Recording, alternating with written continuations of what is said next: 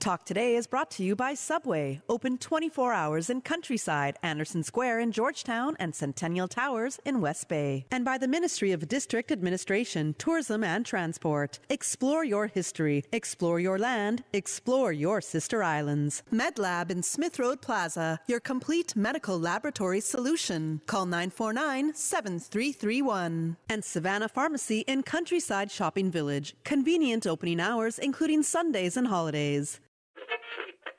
Oh, I think they're doing a great job. A lot of them are. Good afternoon, Dwayne. How are you? Not too bad, sir. Ladies and gentlemen, Radio Cayman's Talk Today with Sterling Dwayne Ebanks. But I do have some questions. There are more questions than answers. Radio Cayman's Talk Today. If you're ready to talk, we're willing to listen. Well, I really enjoy this program today. Cayman Islands' foremost listeners participation program. May God bless every person.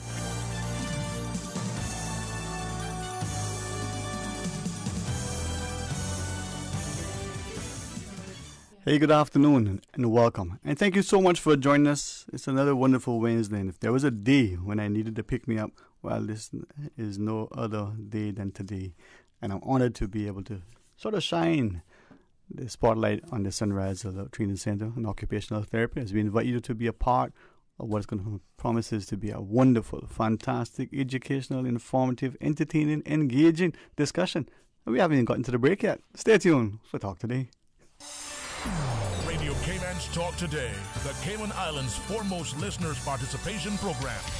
We ask our listeners to avoid statements or comments which are abusive, derogatory, malicious, or defamatory. Do not use any indecent language or make any statement which is false or misleading. Email talktoday@candw.ky or call 1-800-534-8255. Courtesy of Flow. Cayman's #1 network that connects you to your world like never before. Let your voice be heard.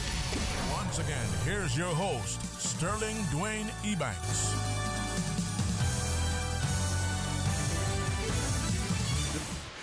Hey, good afternoon and welcome. And thanks so much for joining us. And for those of you who on a daily basis just go about your lives as it's just another work day, for whom service above self is a calling.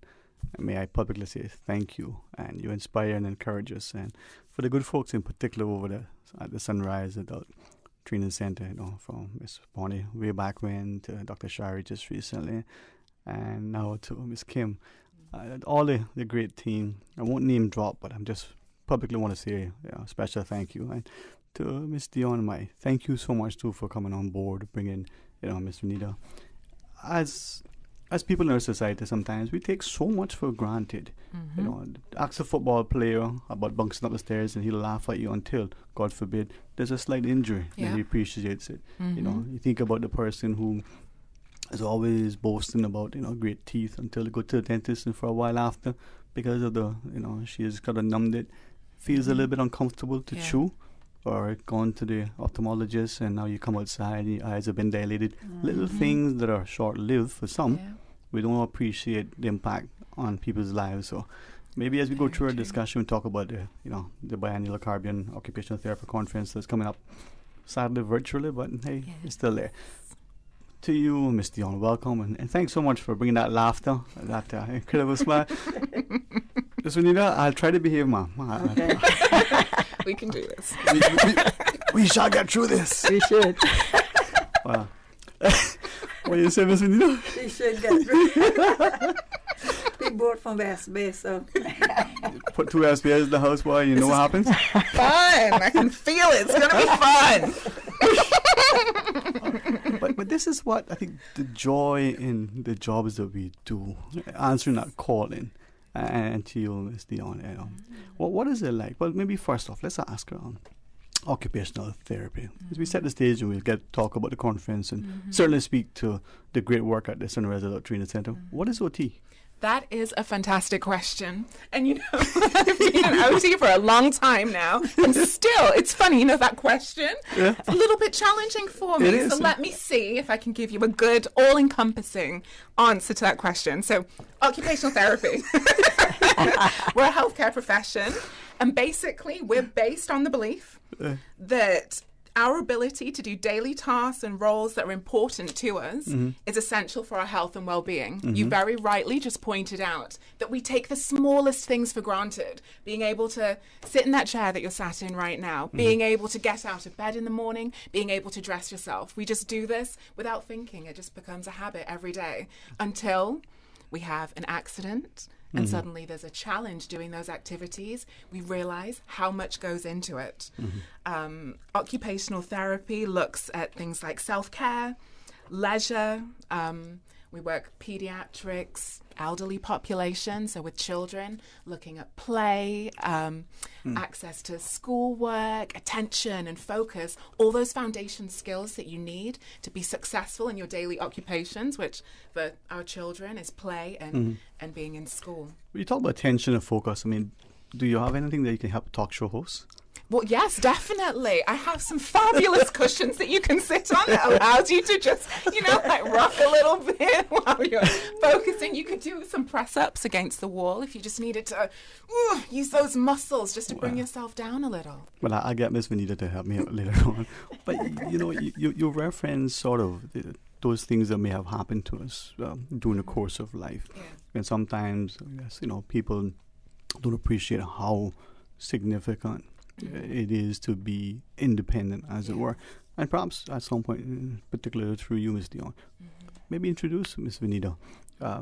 Help us to appreciate. Now, many listening and those who are watching us on YouTube focus on guests, never on the host. Okay, that's where the intelligence and knowledge, the education and instruction will come from.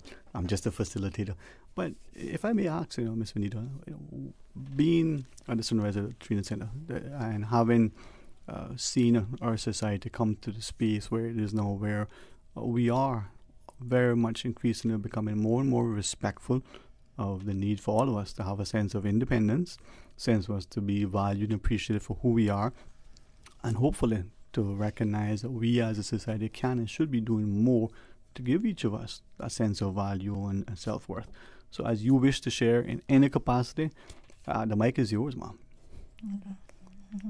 So if I could then maybe start first by asking you that, do you think in Cayman in particular that we, family, friends, neighbors, people who work in the different stores, understand and appreciate maybe some of the challenges that others may have in trying even getting into the store and moving about the house and getting and doing the things that Ms. Dion is, reminded us that we easily take for granted? Because like this morning, for instance, I looked down and I was putting on a sock or taking it off. I wasn't quite sure which one was it. What was it? Sorry. 2 jokes in one day? We're on a roll. It's on a roll, man. But what do you think, Ms. Dion? I mean, is it so much so that we don't appreciate it? I wonder where Cayman is. Like, maybe in the last 4 decades we've made advances. Maybe we've done so in the last 14 months. I think I personally definitely see advances, and it's very exciting to me. The formation of things like the Disability Council as well, to just have more advocacy out there, to have a louder voice to be heard. A lot of buildings and stuff are a little bit older, so in their design, wheelchair accessibility is something that we do have a challenge with. We go on a lot of outings, we do a lot of community visits in the centre, and sometimes it's a little bit tricky choosing venues that will be accessible for all clients, dependent on, their physical needs. But I definitely see us being embraced by the community, which is amazing. We have so many wonderful partnerships with so many businesses in Cayman, and it's exciting. Not just in Cayman, but I think internationally there's more of a spotlight. We're focusing more on acceptance, recognizing people's strengths, and, we all have things that we're not so good at. When I moved here, I couldn't swim. A lot of people would see that as you can't swim, that's strange, that's something that's going to hold you back. But that makes us all unique. We all have strengths, we all have things that are a little bit challenging to us. But in Cayman, I think it's a very exciting time because I see us really moving forwards in very, very positive ways. Well, as you shared, just your example, for instance, you've come from some place that maybe access to water or even just having time to to learn to swim or ride a bike isn't something that is a priority. But that highlights two things. You go to another space, if it's possible to do that, if you're encouraged, nurtured, and the opportunity is there, you embrace it, you achieve that particular thing. But I wonder how many of us, right in the Cayman context, can't swim or are not comfortable in the water or don't feel as if we're competent if we were, out fishing and we are capsized, as it were. Right? My mom is going, that's me. No, but again, we don't look with that sense of empathy. We're not looking with a sense of inclusion. So for the biannual conference, Ms. Dion, share with us. Tell us a little bit about it. Certainly highlight the theme as you can. Yes, so we're very, very excited. The Cayman Islands Occupational Therapy Association this Saturday is hosting the 15th Biennial Caribbean Occupational Therapy Conference. Now, since COVID hit, we've all become Zoom experts, so it's going to be a virtual event. Experts, I use that term very lightly, Thank you. I tell you. So it's going to be a virtual conference, and we're very excited. The theme for our conference is inclusion across the lifespan, and I think that's very fitting because today is actually World Occupational Therapy Day, which is very exciting, and their kind of tagline is "Belong, Be You." Belong, be you. Yeah. Even West Bay, huh? Miss Nita? Do you like that tagline, Miss Vanita? Belong, be you. Just short and snappy. Oh, yeah. Boom. Sure. Sound good. Sound good. Sound good. Yeah. But it's something that we all need to think about. And I think it's really interesting that you said that when we go back to my example of swimming, I wasn't brought up in an environment where swimming was really a priority. And that's really interesting because that touches on the social model of disability. And it's like, okay, if the environment was set up where swimming was a priority for me, then I would have learned how to swim. So actually the environment can be the thing that's disabling, not the actual skill set of the individual. Right. And I think that's something for us all to bear in mind when we think about new buildings popping up. If it was wheelchair accessible, then being in a wheelchair wouldn't be a disability because you'd be able to access the building because you've been accommodated for. And if we changed our mindsets to make places inclusive that way and accessible, then having a disability wouldn't be a disability. And as you said, I'm thinking to, those in the design world would know better, but the concept of universal access. You go into a building, are the doorways, at the height of the vanities, the movement across the space, does it allow not just for those in a wheelchair or pushing a pram, as my friend across the pond refers to it? Yes. Oh, no, it says pram. That's exciting. Isn't it? I'll probably say pernickety in a minute as well. All right, let's pause and take a short break. When we come back, let's continue the discussion. And perhaps, Ms. Renita, as you wish, you can share it with us as you want. And, of course, Dion as well. So we're not only celebrating, but we're certainly showcasing and reminding us that, what is it, the song? Love needs a little more love. There we go. So stay tuned for Talk Today. Savannah Pharmacy. Shop local and get a head start on your Christmas shopping. For ladies' handbags, clothes, shoes, fragrance, candles, and cosmetics with the newest Farmhouse Fresh line of skincare. For the gentlemen, clothes, shoes, fragrances, gift sets, and toys and games for the kids. Savannah Pharmacy provides you with more than just prescriptions. Remember, they are always just around the corner with everything your family needs. And convenient opening hours, including Sundays and holidays. Savannah Pharmacy. For more information, call 946-3336. A friendly holiday reminder. You can WhatsApp your Savannah Pharmacy prescription to 929-5045. That's 929-5045. Stay clean, stay safe, hey man. Reflection sells gallons of sanitizer for only $25. Buy 2 clip-on sanitizers for just $5. Reflections has the best KN95 masks or reusable cloth masks, and you can get 2 for only $5. Blue surgical masks and face shields are available for children and adults, as well as 10 and 50 packs of black surgical masks. Volume discounts available at Reflections. Jose's Rubus, Reflections Hemp and Tobacco, all 5 Liquor for Less locations, and Food for Less open 24 hours every day. Don't miss the Liquor for Less incredible priced better markdown. Hundreds of fine from $2.99. Cases of ice cold below wholesale prices. Save $10 off liters of absolute Exclusively at Liquor for Less. Prices so low, we can't say them on the radio.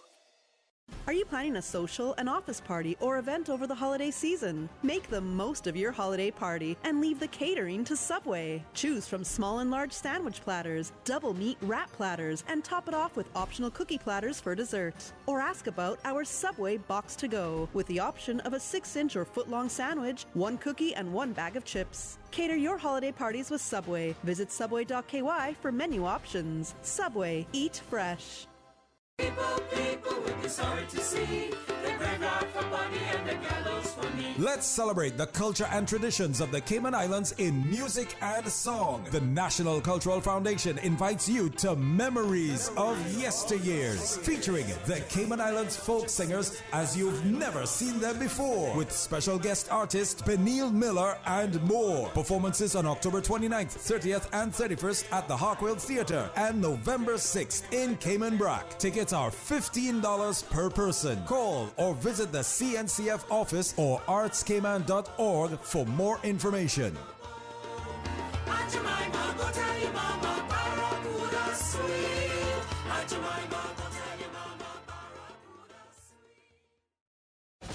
Your Radio Cayman 6 p.m. news, Monday through Friday, is brought to you by Logic. Your life connected. Talk today. But I do have some questions. Talk today. Cayman Islands' foremost listeners participation program. Talk today. Because there are more questions than answers. What the public is saying. Waging to take your calls right now. Sterling Dwayne Ebanks.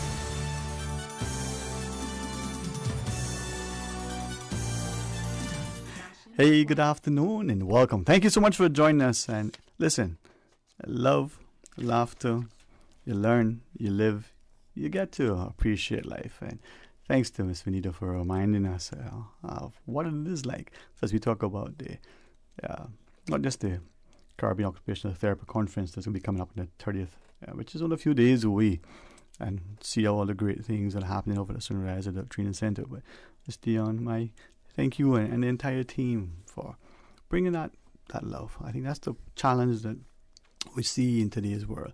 Not enough of that agape love that we should strive, to attain. Mm-hmm. But the conference, and as we get into it, as we talk more about occupational therapy and highlight how sometimes unconsciously, just move about life, going and coming, and not even a consideration of our impact on ourselves, much less on others. But the conference, there's a theme. Yes, so the theme for our conference is inclusion across the lifespan.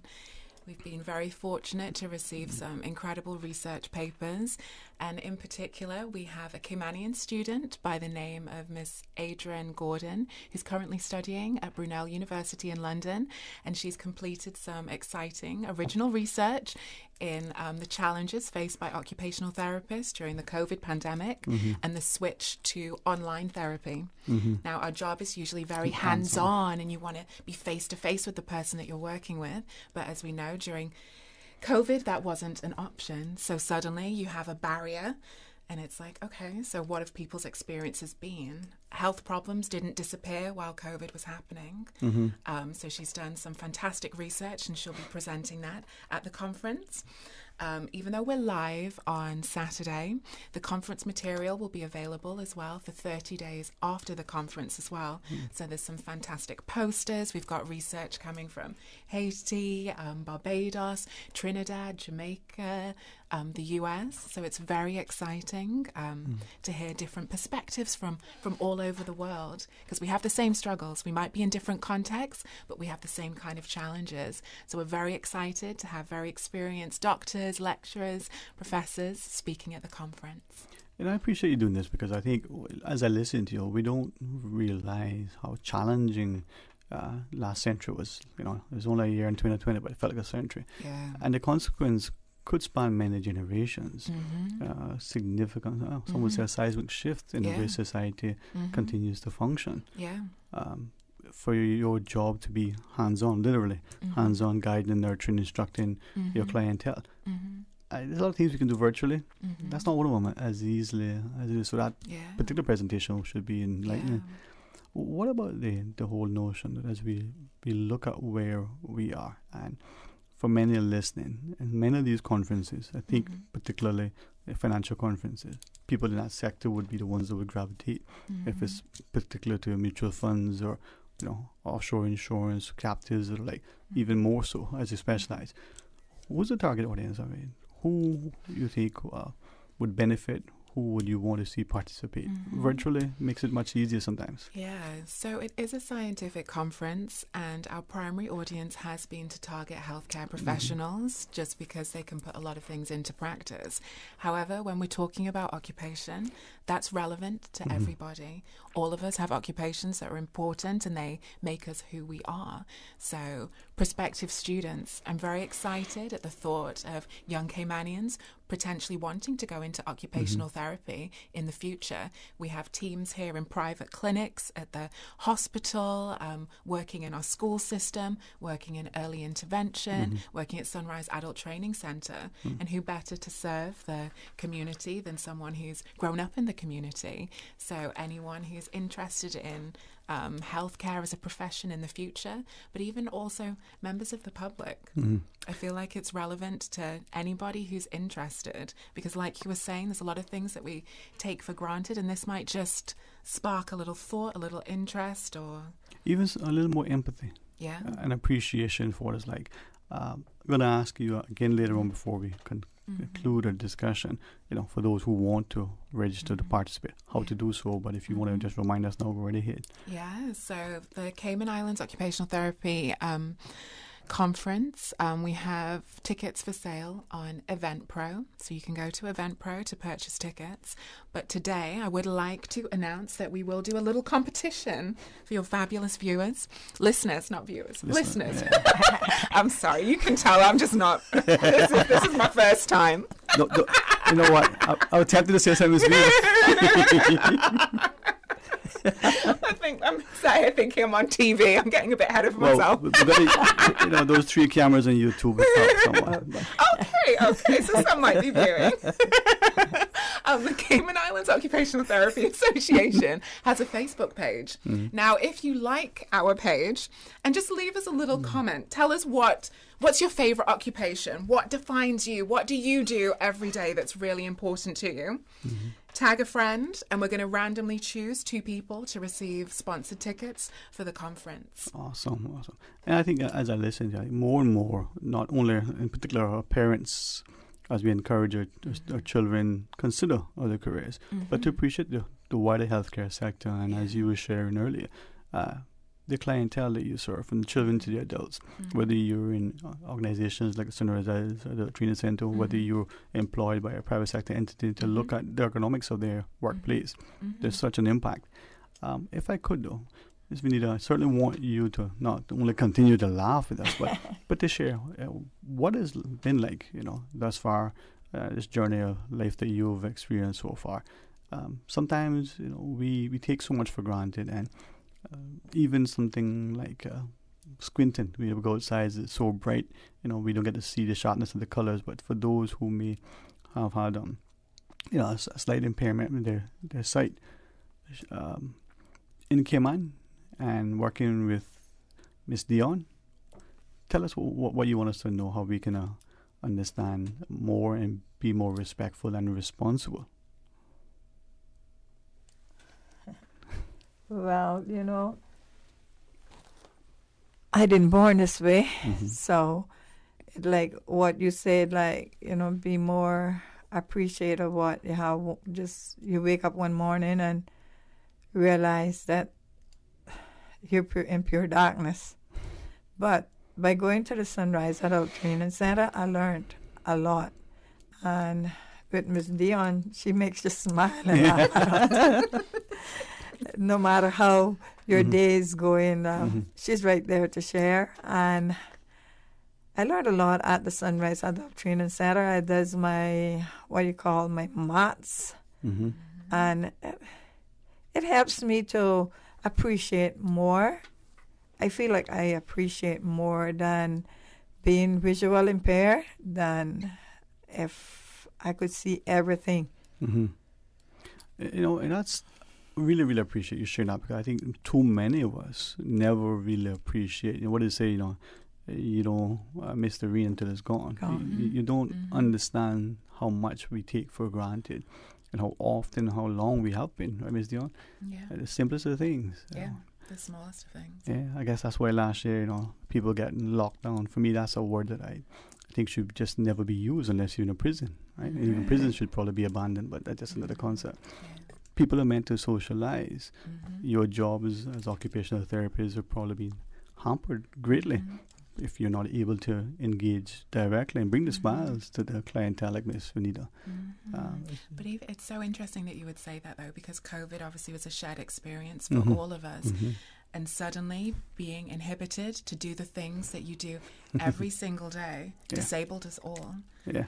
Like you rightly pointed out, this is going to have impact for years to come. It's impacted generations. People couldn't go to work. People couldn't go to school. Impacts on educational attainment and potentially future educational opportunities. So that one lockdown was an interesting experience, because I've heard so many different stories of how it impacted people. Suddenly, the occupational balance is thrown off, and look what happened. Yeah. And this is...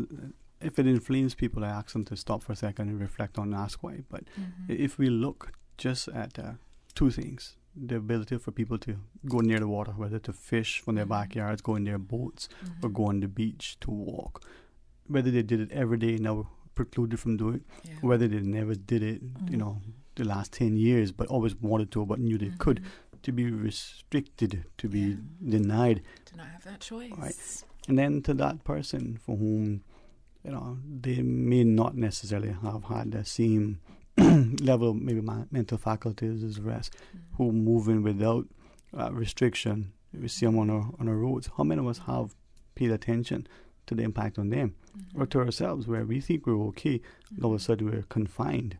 I use the word because the lady that shared with me, I think, she has great intellect. She said this was akin to house arrest. You're in this space.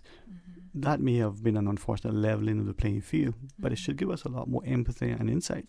Completely. And imagine, that ended for us, thankfully. But imagine if you had a physical impairment. You want to go out for lunch. You're really feeling some Cayman-style beef. There you go. So rice and beans, plantain. I'm sorry, my mouth is going to water. I shouldn't have said that now. No. Then it's lunchtime too. Keep talking. So you like it from a certain restaurant, but you just happen to mobilize with a wheelchair, and that restaurant's not wheelchair accessible. So that one thing of just going to grab lunch suddenly becomes a huge, big thing that you have to plan for. Am I going to be able to get into the building? Yeah. And then you've got it, but how do you move back, to your car, to that transport, with your bags of food? So the simplest things, you just do it automatically. You go pick up your box, you've got your lunch, and you go. It's not that easy for everybody. And that's why I appreciated this sort of approach. And as we come back from this other break, maybe you share more about it and give us a perspective, and think of not just the adults, but even our children, how the occupational therapists can help. We speak to that. And of course, we get the laughter from Ms. Vanita as well. Invite you to stay tuned for Talk Today.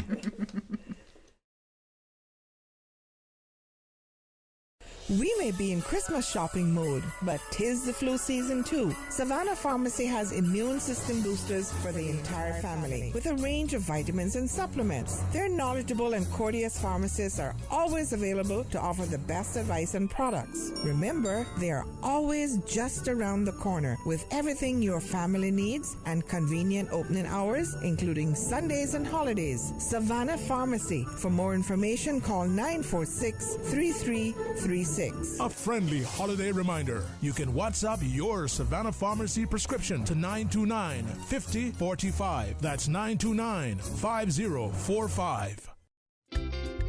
For medical lab services in Cayman, go straight to MedLab. Blood test, x-ray, and mammogram. All of that is MedLab. Affordable fees and friendly service, a full professional team. MedLab is always comfortable. MedLab is always clean. For medical lab services in Cayman, MedLab. Call 949-7331 and ask about MedLab's new state-of-the-art digital mammogram machine. We think it's time you crossed over to a new vehicle. And with the 2021 Toyota Corolla Cross now at Vamp Motors, you have plenty of reasons to make the switch. The crossover body and hybrid engine is a sleek design in a sturdy structure with a spacious interior that opens to extensive cargo space. Stuck in traffic? The high-performance self-charging hybrid system automatically switches between gas and electric vehicle mode, helping you lower both fuel costs and carbon emissions. The Corolla Cross has full LED lighting inside and out, an integrated display audio system with energy monitor, and a dual-zone climate control system to ensure comfort for all. Test drive the new 2021 Toyota Corolla Cross Hybrid today at Vamp Motors, Walkers Road. The 8:10 a.m. weather report, Monday through Friday, is proudly sponsored by Pan American International Insurance Corporation. Pan American International Insurance Corporation, meeting the life, accident, and health insurance needs of individuals and businesses to ensure financial security and peace of mind. For more information, call 949-8304 or visit www.palig.com. That's PALIG.com. Some believe cancer doesn't happen to people who are young, healthy, and happy, but it does. The Lions Club of Tropical Gardens invite the community to join the Brenda Tibbetts Lund Memorial Virtual Walk Run, October 29th to 31st, in honor of Breast Cancer Awareness Month. Walk any day between October 29th to the 31st. Walk alone, run with a team, or participate with your family. Registration is only $25 at eventpro.ky or the Lions Club of Tropical Gardens Pink Shop on Shedden Road, located across from the Mango Tree Restaurant parking lot. Registration includes a t-shirt or tank top and raffle entry. Funds raised will help to support mammogram screenings. Post your walk-run photos to Instagram, Facebook, and Twitter. Hashtag BTL Walk Run. Hashtag LCTG Breast Cancer Awareness. Email photos to bcawareness@gmail.com. The Lions Club of Tropical Gardens Brenda Tibbetts Lund Memorial Virtual Walk Run, October 29th to the 31st. Just never give up. Talk today. But I do have some questions. Talk today. Cayman Islands' foremost listeners participation program. Talk today. Because there are more questions than answers. What the public is saying. Waiting to take your calls right now. Sterling Dwayne Ebanks.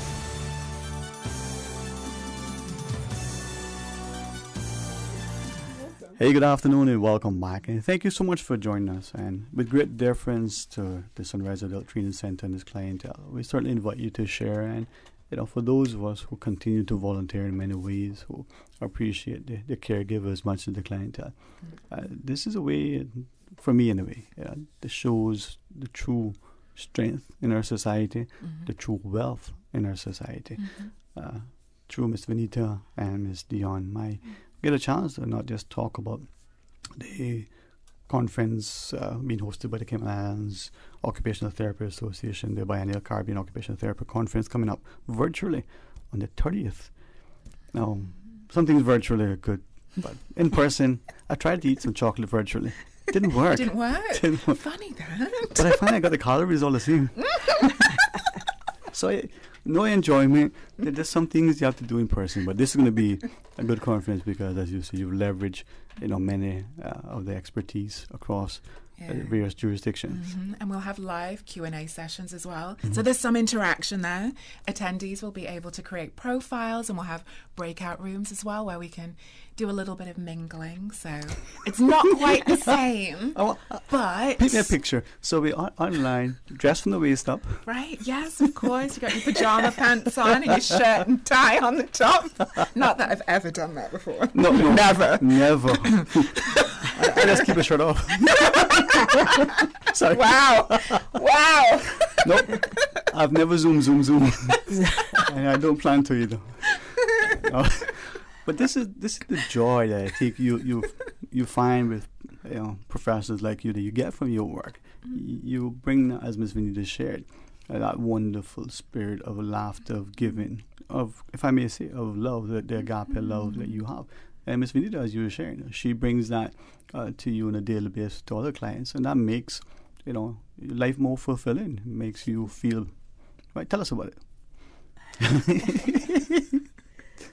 Well, it makes life more happier. You know, you could go in one morning not feeling too well, and Miss Dion is there, especially when she meets me at the bus to help me off the bus. She always with a smile, something to say. So it's great at the Sunrise Adult Training Center, 'cause you got a few teachers that have the same spirit as Miss Dion have, but you know, by being in the OT, as we call it, she has a different spirit. We are never, what you would say, never lonely, 'cause she plays her special music for us that we go. A few days I went on the treadmill, and I was there over and over, not realizing by the music we're going. So she brings happiness and joy to most of us. And thank you, right? That joy, that laughter, that happiness, that purpose, right? I feel like I'm blushing over here, guys. I'm just...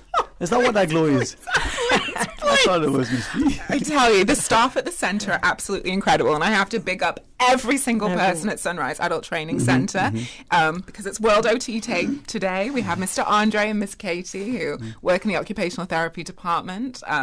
Everybody is so committed, and it's so exciting. And to be honest, for you to even call it work just doesn't sit right with me. I just feel like we're all very blessed to be able to do this for our work. How great to work with somebody. Tell me what you want to do. Tell me what's important to you. And let's see how we can make it happen. And I tell you, some of the things seem quite far out there, but with the support of our director, Miss Kim Bowden, these things happen. Right. But this is where I think you highlight the givers in this world. As Miss Vanita was sharing, you know, like you, your colleagues, whether it's the bus or others, you help them to get safe to phone spot confidently, but in a very nurturing way to move through. You reference, as Ms. Vinda said, being on the treadmill, the physical exercise. We see that our lives are so sedentary now that for all of us, you know, exercise may be jumping to conclusions. You know, that's probably about the extent that we are.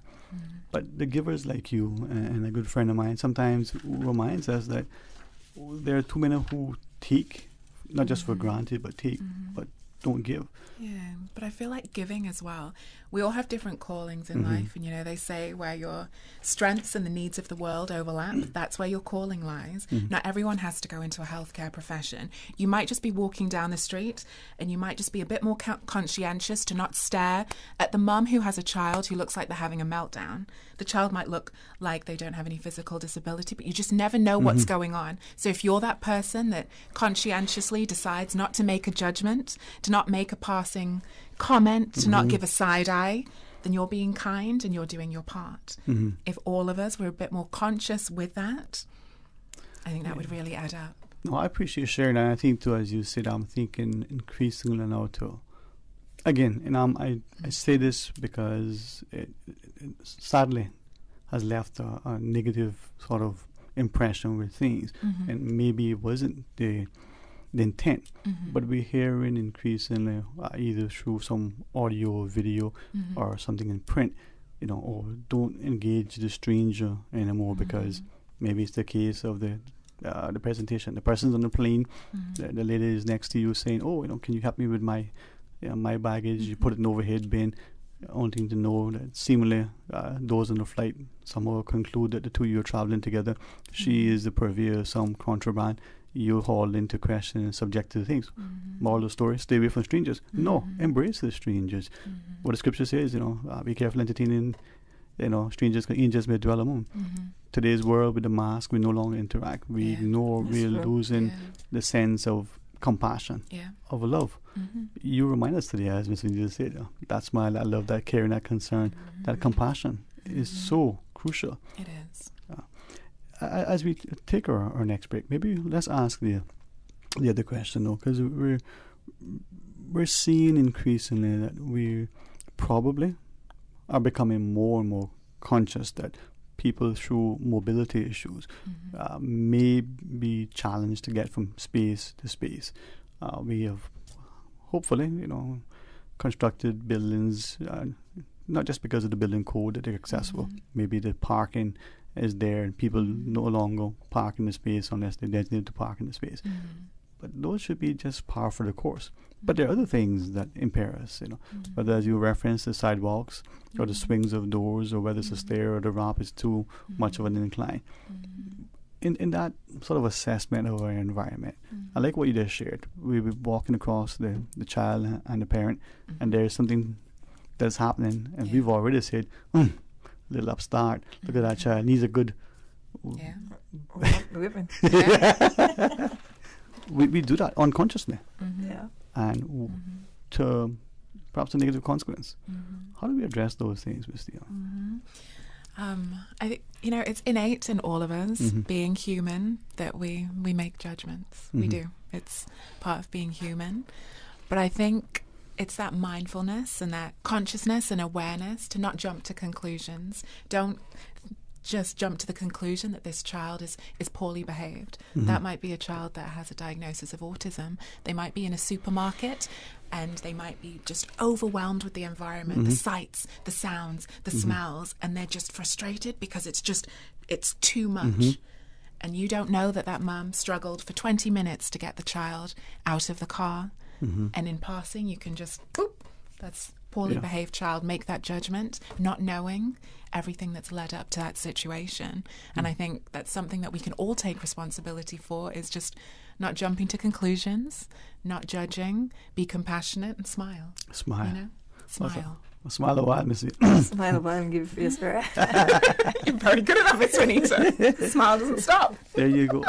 And as you share that too, I mean, immediately I'm thinking that particular environment, that something may have reminded that child of some, unfortunate incident that occurred. Yeah, traumatic event. Right. You never know. And, the child is otherwise a wonderfully, blessed, well-behaved, well-adjusted child. But for whatever transpired, without us knowing, it has now caused this thing to occur. We are quickly to, a little bit judgy. All right. So after our news break, could we talk, specifically about the help the occupational therapists can offer for children and for adults? And of course, if Ms. Vanita would want, she'll sing, she'll smile, we'll laugh, we'll get some fun. All right, stay tuned for Talk Today.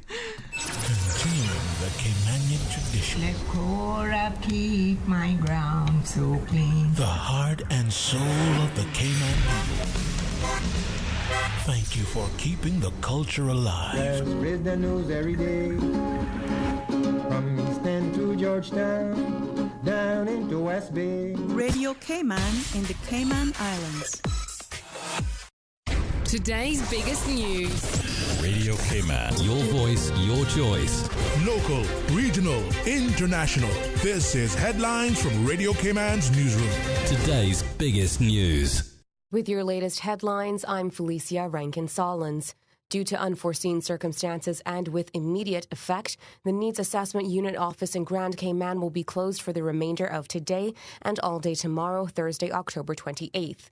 On all Fridays, the NAU is closed to the public and no district visits are scheduled for Friday, October 29th. The NAU expects to open again for normal business on Monday, November 1st.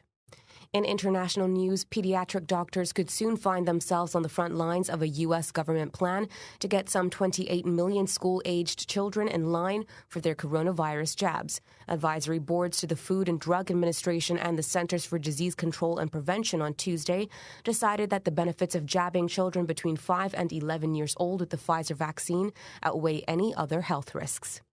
Pope Francis has agreed to visit Canada to assist with ongoing reconciliation efforts with Indigenous groups, the Vatican said on Wednesday.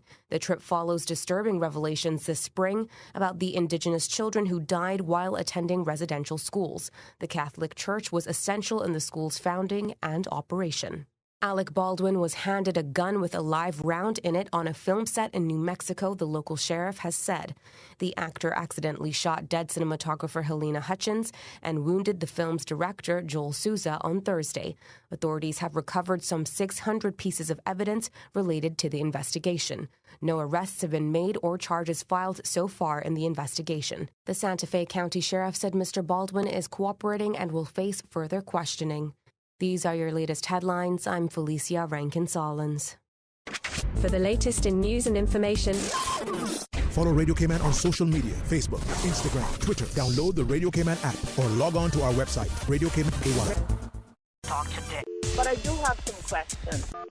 Talk today. Cayman Islands' foremost listeners participation program. Talk today. Because there are more questions than answers. What the public is saying. Waiting to take your calls right now. Sterling Dwayne Ebanks.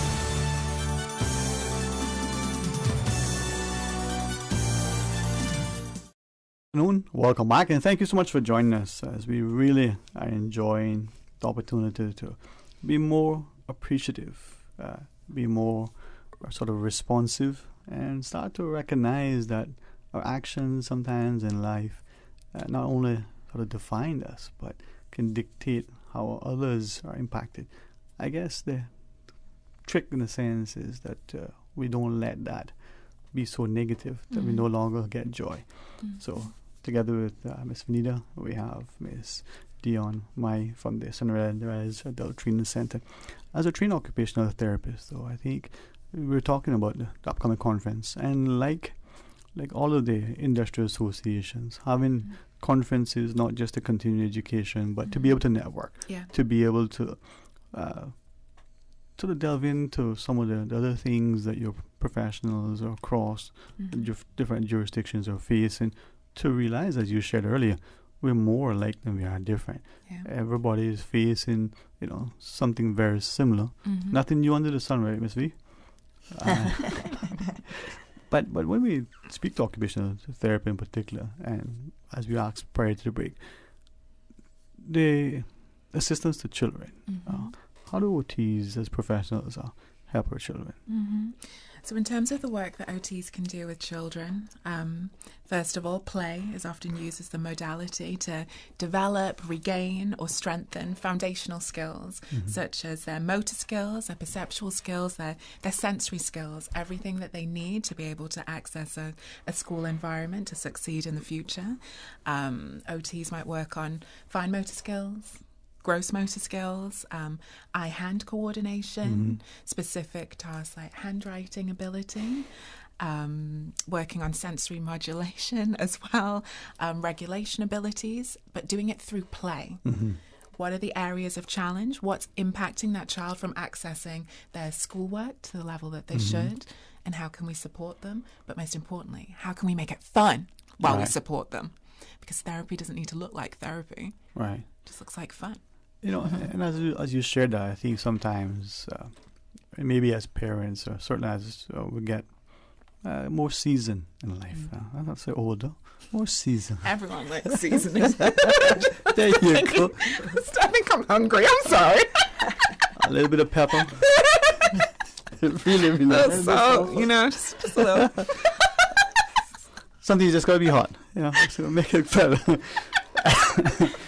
But as we put it together, right, we recognize that through play, we remember the classes in school, whether early years or whether in university, the classes that we enjoyed.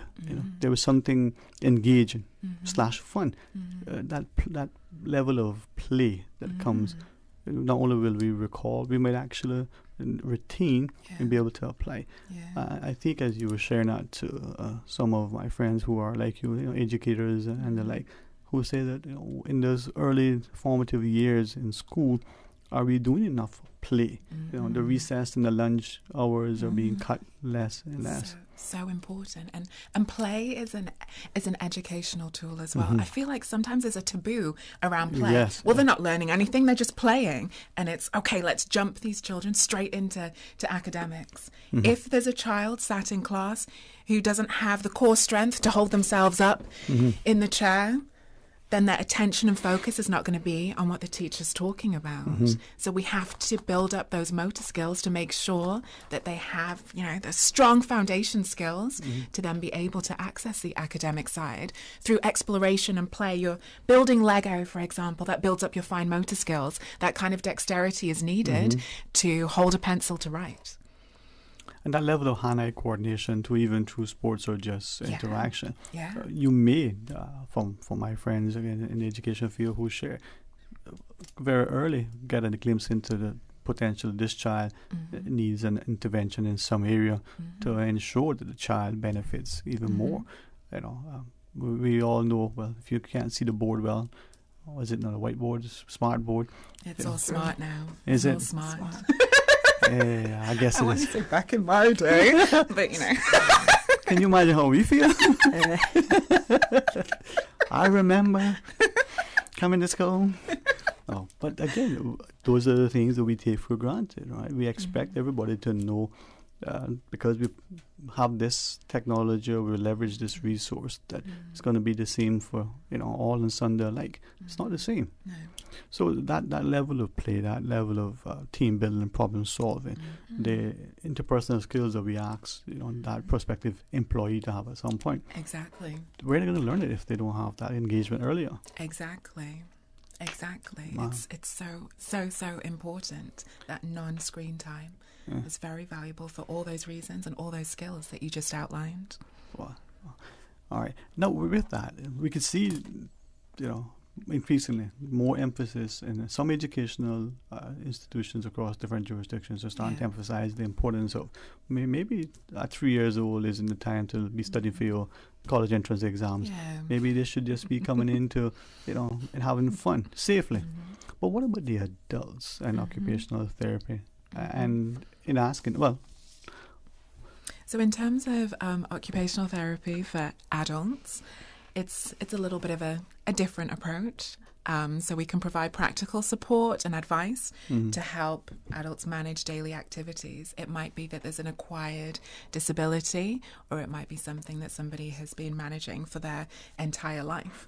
We might be involved in wheelchair assessments, but there's also a lot of problem solving. Like I said, at Sunrise Adult Training Centre, in the OT department, the way that we start each year with the clients is to sit down and go through an interview. We might be speaking the interview, we might use visuals to really gain what's important for you. What do you want to do? What do you want to achieve? And that's what sets the goals for us. And then we problem solve. How are we going to make this happen? How can we make these activities accessible for you?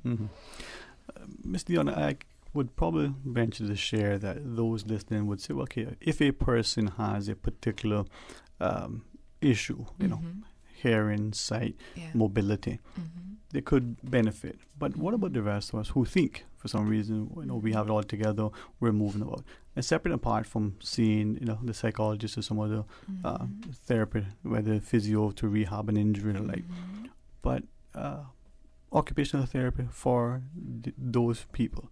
I think the beauty of occupational therapy is that it covers such a breadth of areas. Like I said, you know, we're working from birth to old age. We're working in schools, we're working in the hospital, rehabilitation, but also in the arena of mental health as well. We have a fantastic mental health occupational therapist based at HSA whose focus is developing, you know, occupational balance for those who might be going through challenging times in terms of their mental health as well. Right. And I think as you shared, I'm looking on increasingly more and more organizations as they consider their sort of work environments increasingly. And thankfully it took a while, but we're getting there. We look at the lighting relative to how it impacts the screen. The way the desks are laid out. The ergonomics of your setup of your desk. So little things that are now becoming significant to reduce eye strain, the strain on our wrist because of the, you know, the constant use of the keyboard or whatever it is these days that we're using. But over time, it's only through that.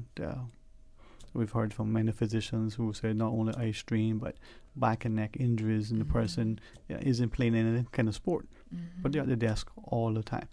So from that organization looking to the employee sort of wellness to the parent who's seeing the child, OTs are available yes, in both public and private. Yes, so we're in the private sector in Cayman, but also in the public sector too. Referrals can have to come from a doctor to access the hospital and the private services, and then obviously I'm based at Sunrise Adult Training Centre. We have occupational therapists based within the education setting, so all the government schools have occupational therapy. Referrals to OT are carried out by the special educational needs coordinators, and then that gets the OT assessment. For parents who have children under the age of 5, we have our early intervention service located on Walker's Road as well, which has a team of occupational therapists.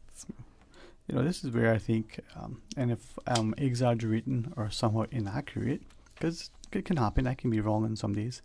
Not usually the ones ending. No, don't believe it. No, thank you. Especially days ending away, never. But for such a small jurisdiction, we have such a vast array of resources. Yes. I really have to commend successive governments for their commitment, but for the society to respond in through training, education, and the aptitude to ensure that we have first world resources in this small space. Yeah, completely. And I worked for the NHS in the UK, and I'd mentioned to you that I was blown away when I came over here. The access to some of the specialist equipment and resources that were available really blew me away. Obviously, there's always room for development, and that's everywhere. But we're very fortunate to have therapy teams that are allocated to all of the government schools. Amazing. I think this is where, if we want, Ms. Vanita, to see how our society is moving forward in a strong, healthy way, we look at the relationship of us to each other. As we sort of conclude our discussion, Ms. Vanita, are there particular things you may want to say to some of us who are listening? Anything that you want to share at all, Ma'am?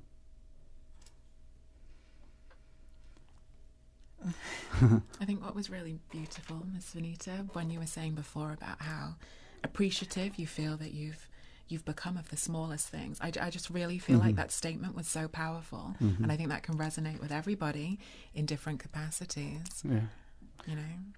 Well, you've been here. If you want to share, Sorry. Well, at the OT, as I call it,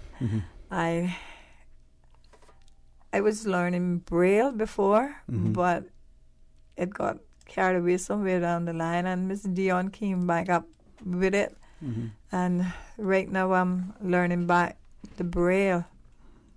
Okay. And, things like that is not really easy to learn if you're not doing them constantly. Yeah. But at the OT, I love to do all kind of things with my hands. So, I mean, we just, as I am blind, visual impaired right now, I just have to live and learn and live with the problem that I have right now. It's not easy because many times I go into a store, like how she was talking about the mother with the little child. Many times I go into the store with my daughter, granddaughter, or something, and I'm holding on their shoulder, and people just bump into me. Many times I feel like saying something, but I say, give a piece of your mind. I say, oh Lord, just let them go. Yeah. But it's many times people do look at us with the disability, knowing what we are really going through.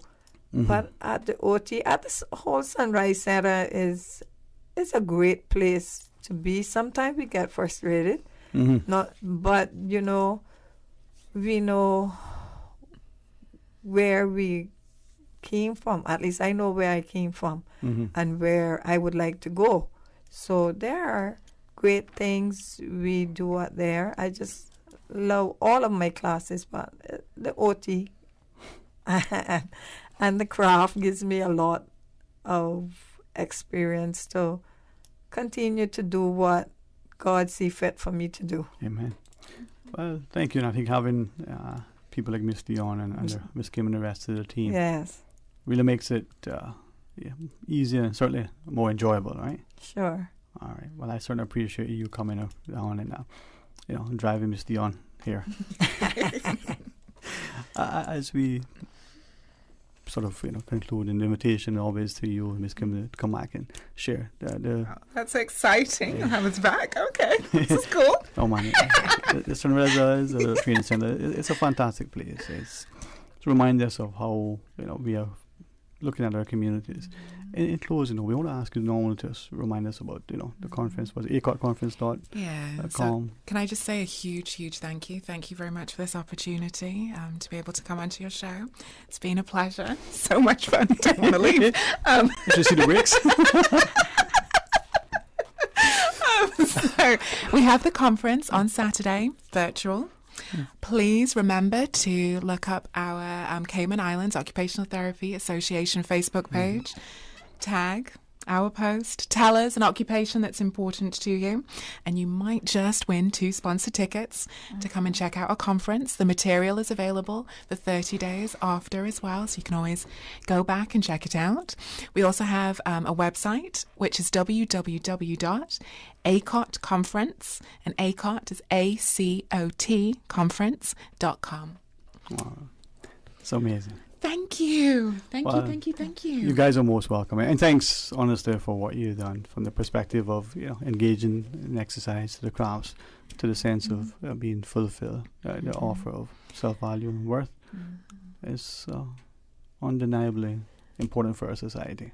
Completely. So thanks very much. Thank you so much. All right, well, the Sunrise Adult Training Center, it's a fantastic space and place, and it's a reminder that the strength in our society is where we give of ourselves in the most willing way. So you guys exhibit that and epitomize that service above self. We're going to pause now, take a short break, but we invite you to return as we continue. So stay tuned for Talk Today. Radio Cayman is pleased to feature this special Sister Islands historical vignette, brought to you by the Ministry of Tourism and Transport. Explore your history, explore your land, explore your Sister Islands. As with much of history, historical facts tend to be passed along via the older folks and stories. One of the fullest early accounts of the settlement of Cayman Brac was given by H.W. Rutty, J.P., in 1908, which was gathered from the oldest residents.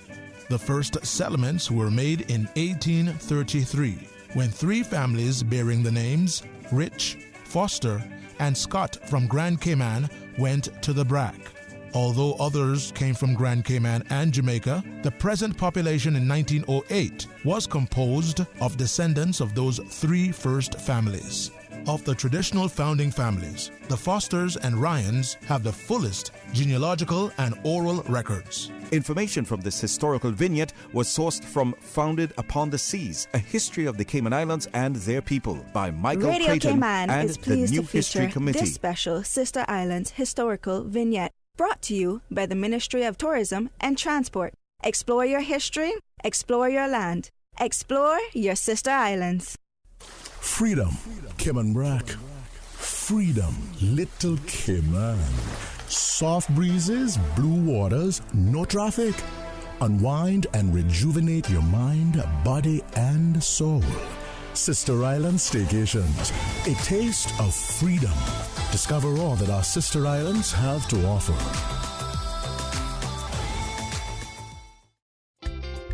For medical lab services in Cayman, go straight to MedLab. For a full range of medical services, pleasant, clean and comfortable environment, no long lines and affordable fees, visit MedLab at the Smith Road Plaza. Open Monday to Friday, 8:30 a.m. to 5 p.m. and half day on Saturdays. Call 949-7331 to make your appointment. For medical lab services in Cayman, MedLab. Ask our professional team about the benefits of cutting-edge technology with MedLab's new state-of-the-art digital mammogram machine.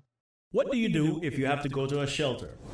To help you safely prepare, evacuate, and shelter while protecting yourself and others from COVID-19 this hurricane season, here's some tips from the Public Health Department. If you must go to a shelter, be ready to protect yourself and others. Practice social distancing of at least 6 feet from others. Follow public health's preventative actions. Wash your hands with soap and water, often if possible, or use hand sanitizer, cover coughs and sneezes, and wear mask or cloth face coverings. Get your COVID-19 vaccine when eligible. Avoid sharing food and drink with anyone. For more guidance to update your emergency hurricane plans due to coronavirus, visit www.caymanprepared.gov.ky. This message is brought to you by the Public Health Department in partnership with the Ministry of Health and Wellness. In Fortitude, there's 2 fundamental rules. You have to have a roof over your head and you have to be... The word of the week is fortitude. Fortitude. Fortitude. Fortitude. It's a noun meaning courage in pain or adversity. I want to make an important point for you here. Control my mind. These countries control my future. Let us let the other. Well, this week on Flex, we'll be having Delissa Hernandez from NDC talking about healthy bodies and healthy minds. You can join in our conversation by calling us at 1-800-534-8255. All that and more this Wednesday from 4 to 5 p.m. on Radio Cayman 89.9 FM. You can also check us out on YouTube Live for Youth Flex, the program for all people by young people. Youth Flex, more than talk. Talk today. But I do have some questions.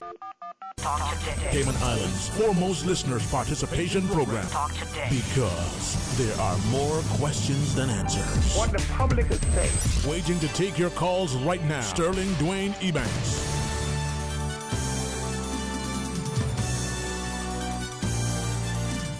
Hey, good afternoon. Welcome back, and thanks so much for joining us here and Talk Today. We have some open line. But if I can say a special thanks to all the good folks and their clientele over at the Sunrise Adult Training Center.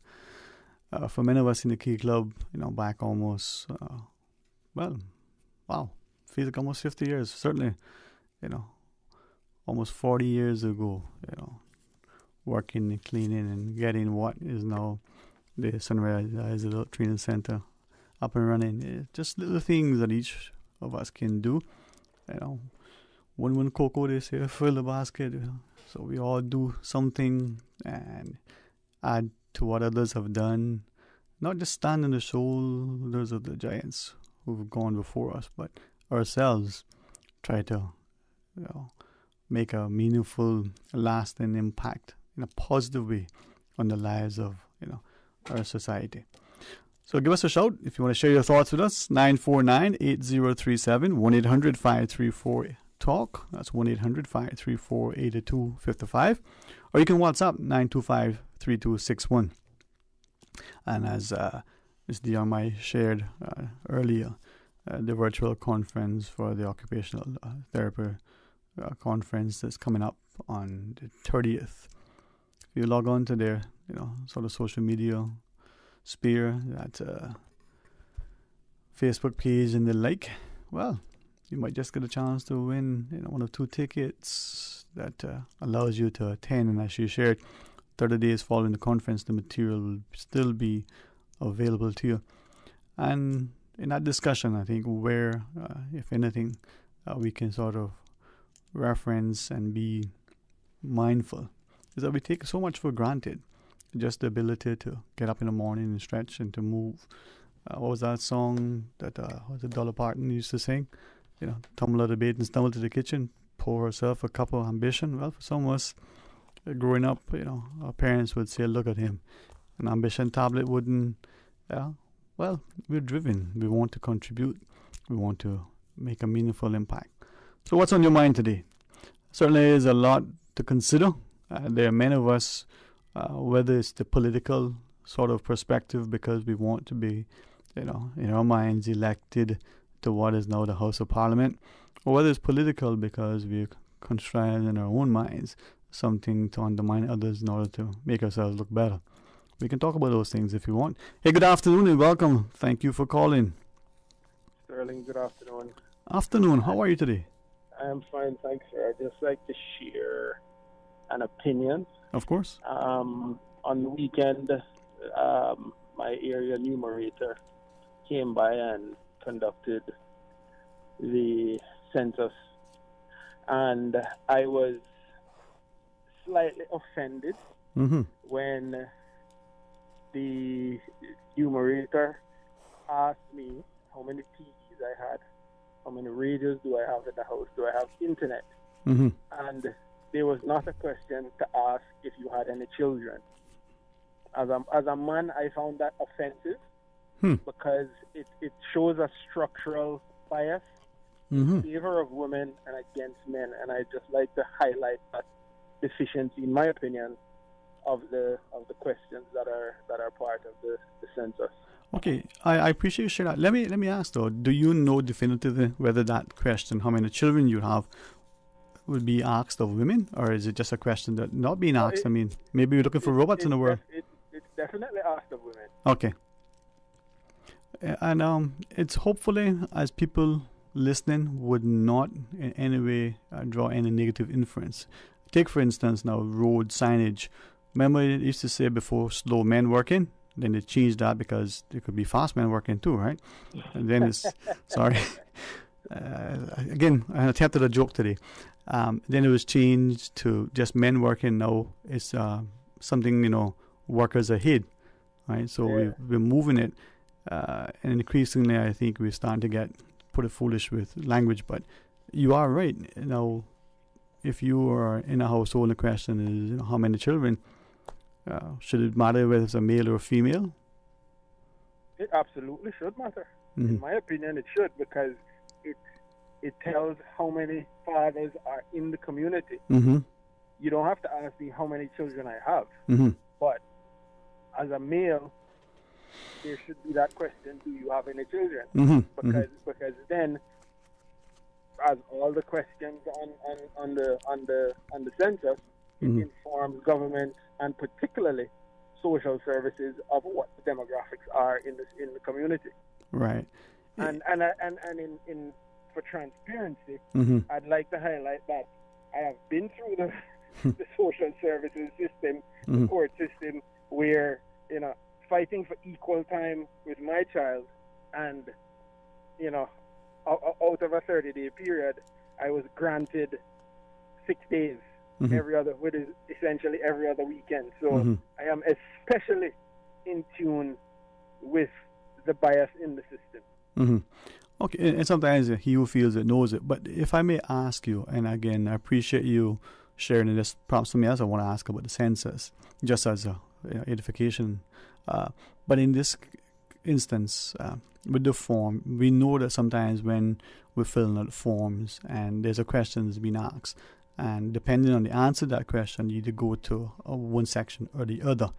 In this instance, just for clarity, does the question ask, well, how many people in this household, or does it ask specifically, well, you're a male, so therefore we don't ask about children?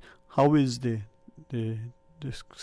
question structured, and how is the paper set up so that, depending on your response to a question, what section you go to next? I understand your question, mm-hmm. and I see where you're going with the question, mm-hmm. but it still doesn't matter. You're either a father or not a father, whether the child lives with you or doesn't live with you. Okay, all right.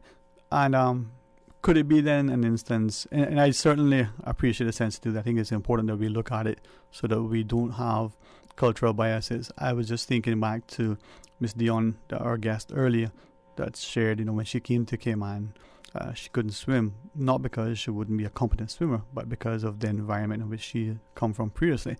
Swimming wasn't necessarily a priority. I mean, you live in the middle of a desert somewhere, you probably won't, unless you're on an island, you probably won't be inclined to be going to the ocean, right? So the environmental factors. But what if the intent of questions to ensure that people aren't counted, in this instance, children, aren't being counted more, once than once? Well, note I said all I'm asking mm-hmm. for is mm-hmm. an acknowledgement of the importance of being a father. Right. You don't have to count the kid twice. Okay. All right. Now, let me ask one other question. If to elicit from you a particular response, something that I've garnered from other people, and with great respect and deference to the ESO and the enumerators, I haven't gone to them. Just an observation that was shared by a few people. And because some of them are in the financial sector, and accountants in particular, we might be more inclined to dismiss the question, but I won't be so bold to suggest that. They said that, like a balance sheet, where the preparation of that balance sheet is as at that particular date in a traditional sense, the census is now transpiring over more than one one day over a period of time, what is the probability that the numbers and data could be less than accurate? Because Sunday it's one thing, but a week from that Sunday, numbers may have changed. Well, unlike a balance sheet, I'm not an accountant, but from the little that I know, it's taken as of the date, and if when you go to the bank account, there's not $100 and the balance sheet says, well, you had $100, then one shouldn't be chastised for that. It's a range. There's a error. There's a percentage of error in any situation when you're taking data. But I mean, should we, I guess, only in this instance, that I emphasize it.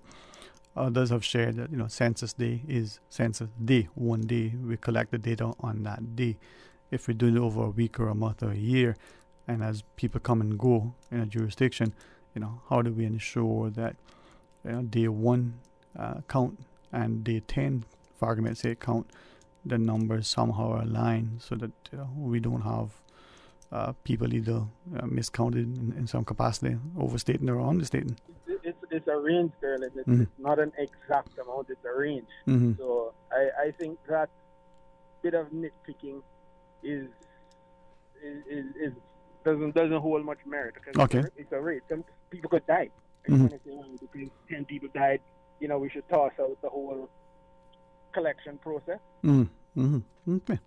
And the other thing in the census that, because I think the question, as you said, the societal sort of inherent biases sometimes could be evident. Any other thing that come to light relative to the census that you want to share or may have seen? No. I just think it's important that everyone gives as accurate information as possible and everyone takes part, because the government needs to know certain things to be able to plan for infrastructure needs and so forth, and it needs to be done. True. No, like you, I subscribe to that, and I commend you for inviting us to, consider participating as accurately. But let me ask 2 questions. One, do you think, with the technology we have, with the maturity of our populace and the like, that this could have been done electronically? We could all log on to some site and input the information? Hi, Sterling. As I have intimate knowledge of the collection process, and there is enough room for error in this current modus operandi. And when I consider the problems when it comes to submitting data to government electronically, let's stick with this one. Let's stick with this one for now until we have more proven methods. Because if you want to talk about introducing error, you leave that to multiple people of multiple skill sets, of multiple levels of intelligence to try and complete that, and you're introducing more chances of error, incomplete forms, wrongly filled out forms. I think it's best to have a trained set of individuals collecting the data so that there's minimize the chance of error. Right.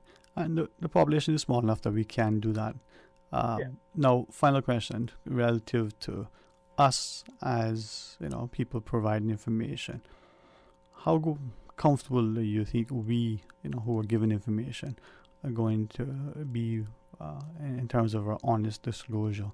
How much money you make, the questions that are being asked.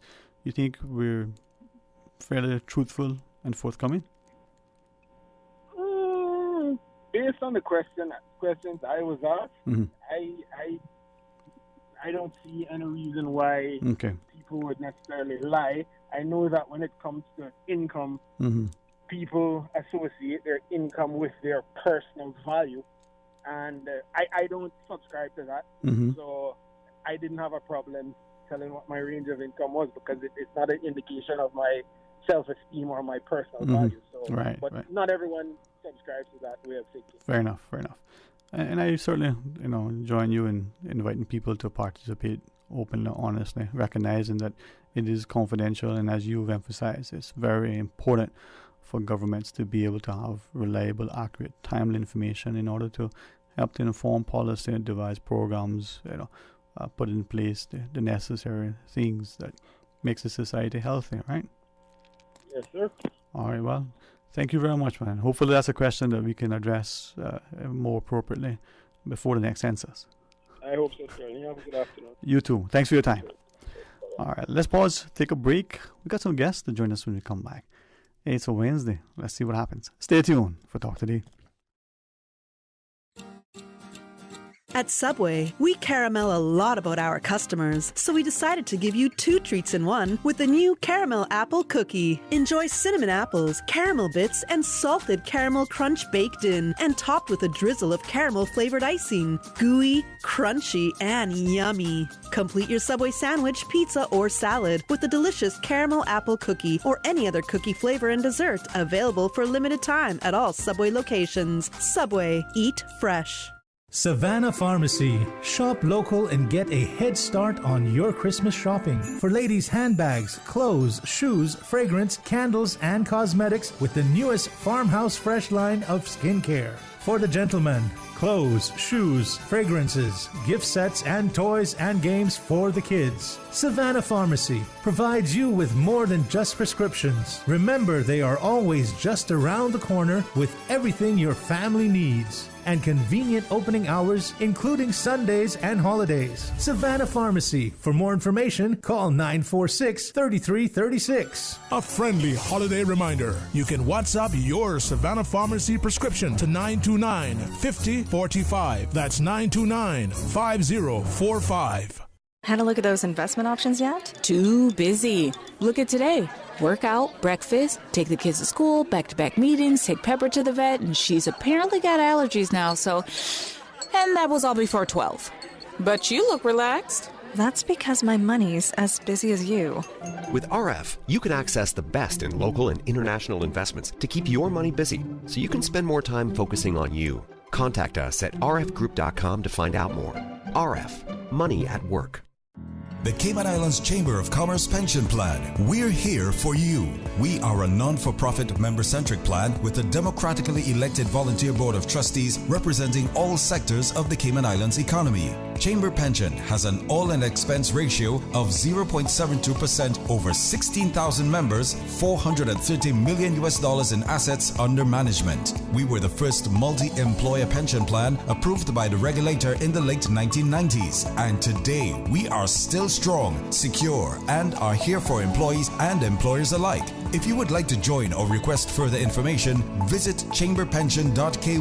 And for information as it happens, follow us on Facebook, LinkedIn, or Instagram. Email admin@pensions.ky or call 745-7630. The Cayman Islands Chamber of Commerce Pension Plan. We're here for you. Did you know our reefs are home to over 45 different kinds of corals and more than 125 different species of fish? Cayman's amazing coral ecosystems provide so many benefits to our lives. Come celebrate Cayman's corals at Coral Fest, November 6th from 11 a.m. to 5 p.m. at the Grand Caymanian, former Holiday Inn in Safe Haven. Entry is free. Come meet Cayman's coral scientists and learn why corals are so important to us. There will also be tons of Coral Kid fun and awesome prizes. Email coral@gov.ky or visit doe.ky for more info. COVID-19 vaccines are the only way forward in reopening our borders safely. Take the COVID-19 vaccine to protect yourself and the ones you love, especially those of us who cannot get vaccinated. For more information on the COVID-19 vaccine, visit www.gov.ky/coronavirus. Talk today. But I do have some questions. Talk today. Cayman Islands' foremost listeners' participation program. Talk today. Because there are more questions than answers. What the public is saying. Waiting to take your calls right now. Sterling Dwayne Ebanks.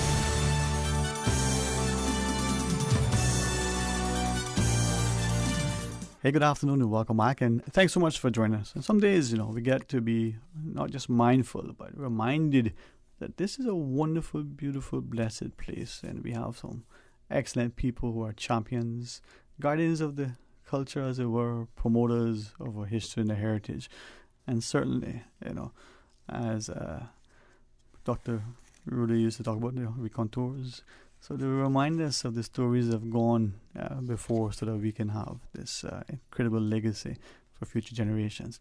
Well, at the National Gallery, I think many of us are champions, and I'm honored that Ms. Matul, Ms. Chisholm, that you would join us and share and extend that invitation for the wider public to appreciate that if you are an avid sort of view of the arts and participant, or whether you something that you've been inclined to do but never really felt, well, maybe it's the time. Perhaps Ms. Chisholm, to you first, and then maybe good afternoon and welcome, and a short intro if you would. Good afternoon, and thank you so much for having us. So yes, my name is Carrie Ann Chisholm. I'm the Associate Curator at the National Gallery, and Maya and I are just really excited to talk about the current show that we have at the National Gallery, or one of a few shows, but it's kind of along that same nature of thinking about kind of pausing for a moment, reflecting, thinking about just how wonderful life, like certain aspects of our lives are, even though there's a lot of chaos and things that are happening. Ms. Maya. Yes. So I'm Maya Mutu. I'm the Education Manager at the National Gallery. And like Carrie said, I think the particular show that we're going to talk about today is really about celebrating what's around us and all of the beauty that's around us in the past and in the present. And then thinking also about other ways that we can facilitate our wellness. So we're going to talk about the new show, but also our wellness program, because they pair quite nicely together. And that's the thing, we see psychologists and the like using art therapy.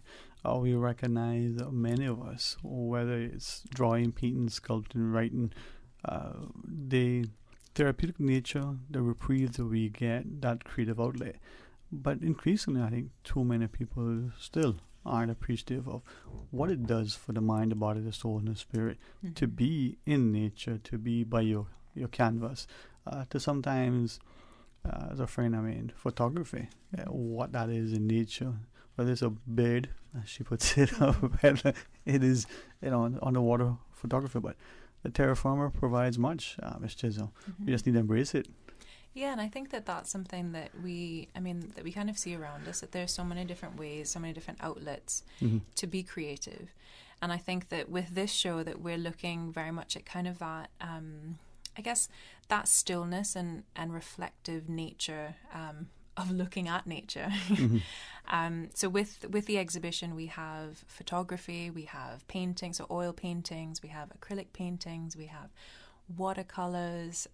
There are also some pastels. So within the show, there's such a diversity of media that artists have used to depict what's around them, and all of the artworks depict the endemic plants, but also just the local plants that we have here, whether they're invasive species or they've been around, they've been introduced.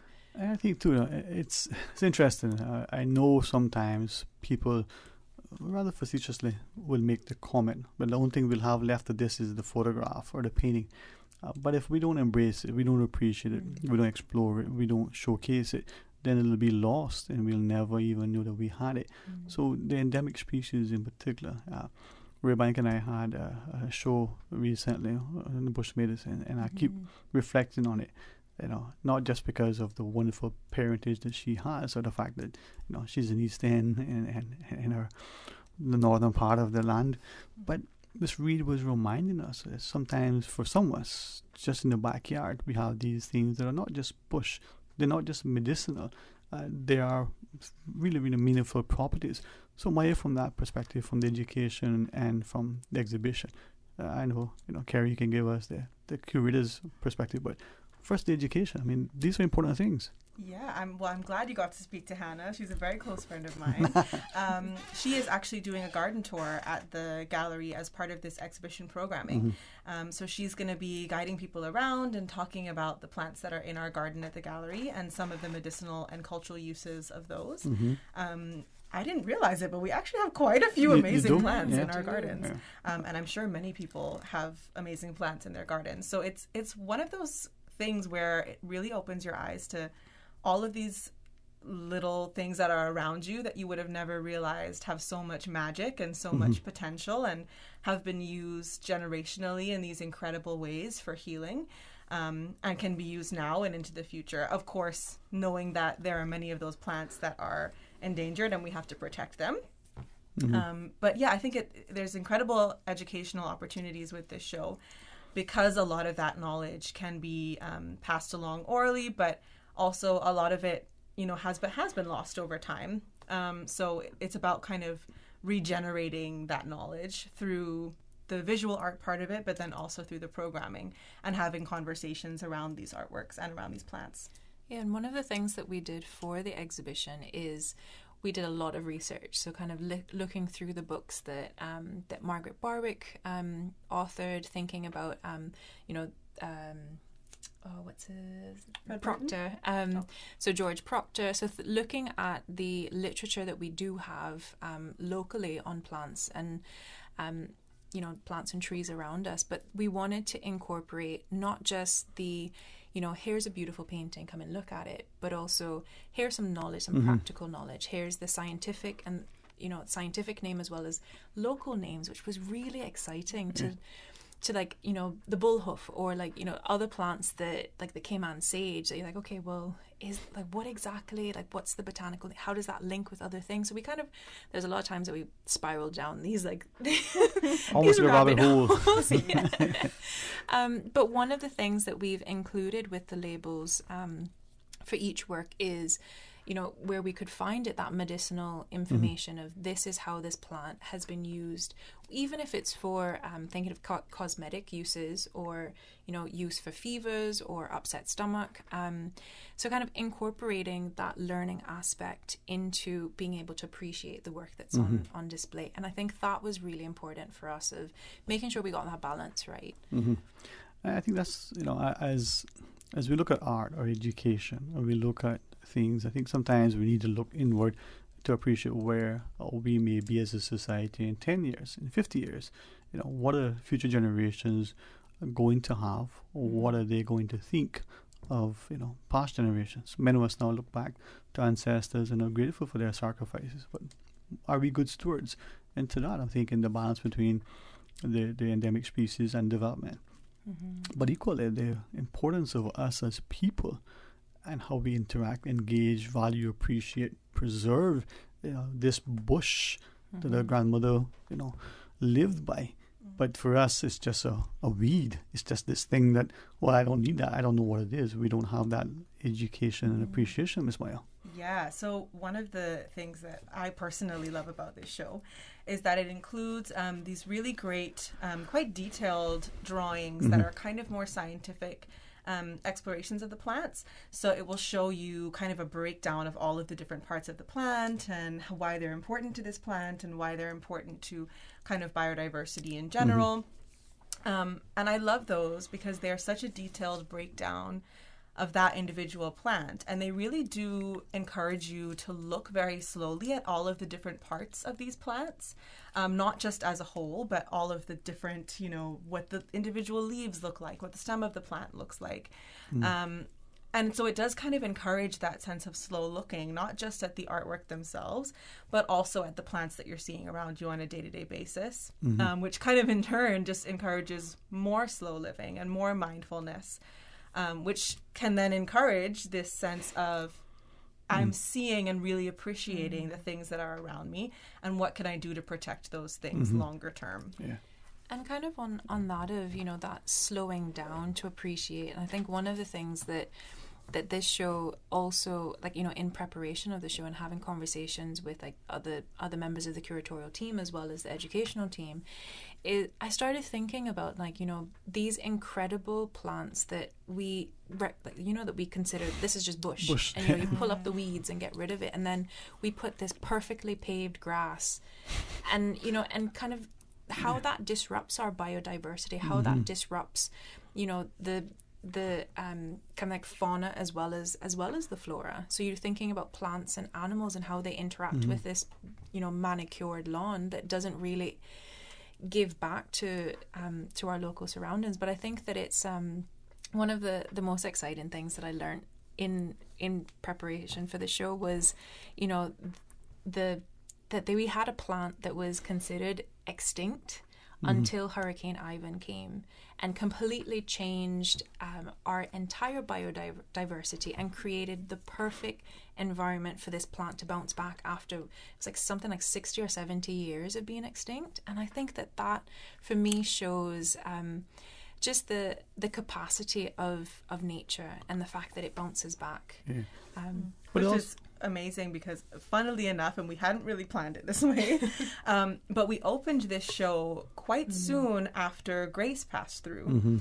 And we had been talking about this in the office and how it turned out to be this almost divine. Yeah, like it was just a nice timing for it to happen. Not that it was nice, but you know, to kind of celebrate nature after that kind of devastation. But then, thinking about the ways that nature continues and life continues, even through really challenging times. Well, I think, as you shared, I can see from the curator's hand how opportunity it would be for the populace now to come out, see what, for many of us, we've been taken for granted, and the impact that we have on things. We go in our plot of land, we're going to build our dream home for the family. And to make it accessible, to make it safe, to make it convenient for the work to be done, we may level it, clear it, and then we replace, as you said, this bush, this weed, this endemic thing with this imported thing that requires more water. I recall a story a friend shared as part of an experiment in another jurisdiction. Well manicured property all around. At this one, given that the people involved seemingly had, for want of a better word, clout, they're going to demonstrate how you can build, can be sustainable, employ words like xeriscaping and the like. Now you take a picture of the surrounding houses, perfectly manicured lawns, everything's wonderful, and here's this thing that looks like an overgrown yard. But thankfully, the scientists from the university being involved, you can demonstrate. So this bush reduces, water usage by 96%.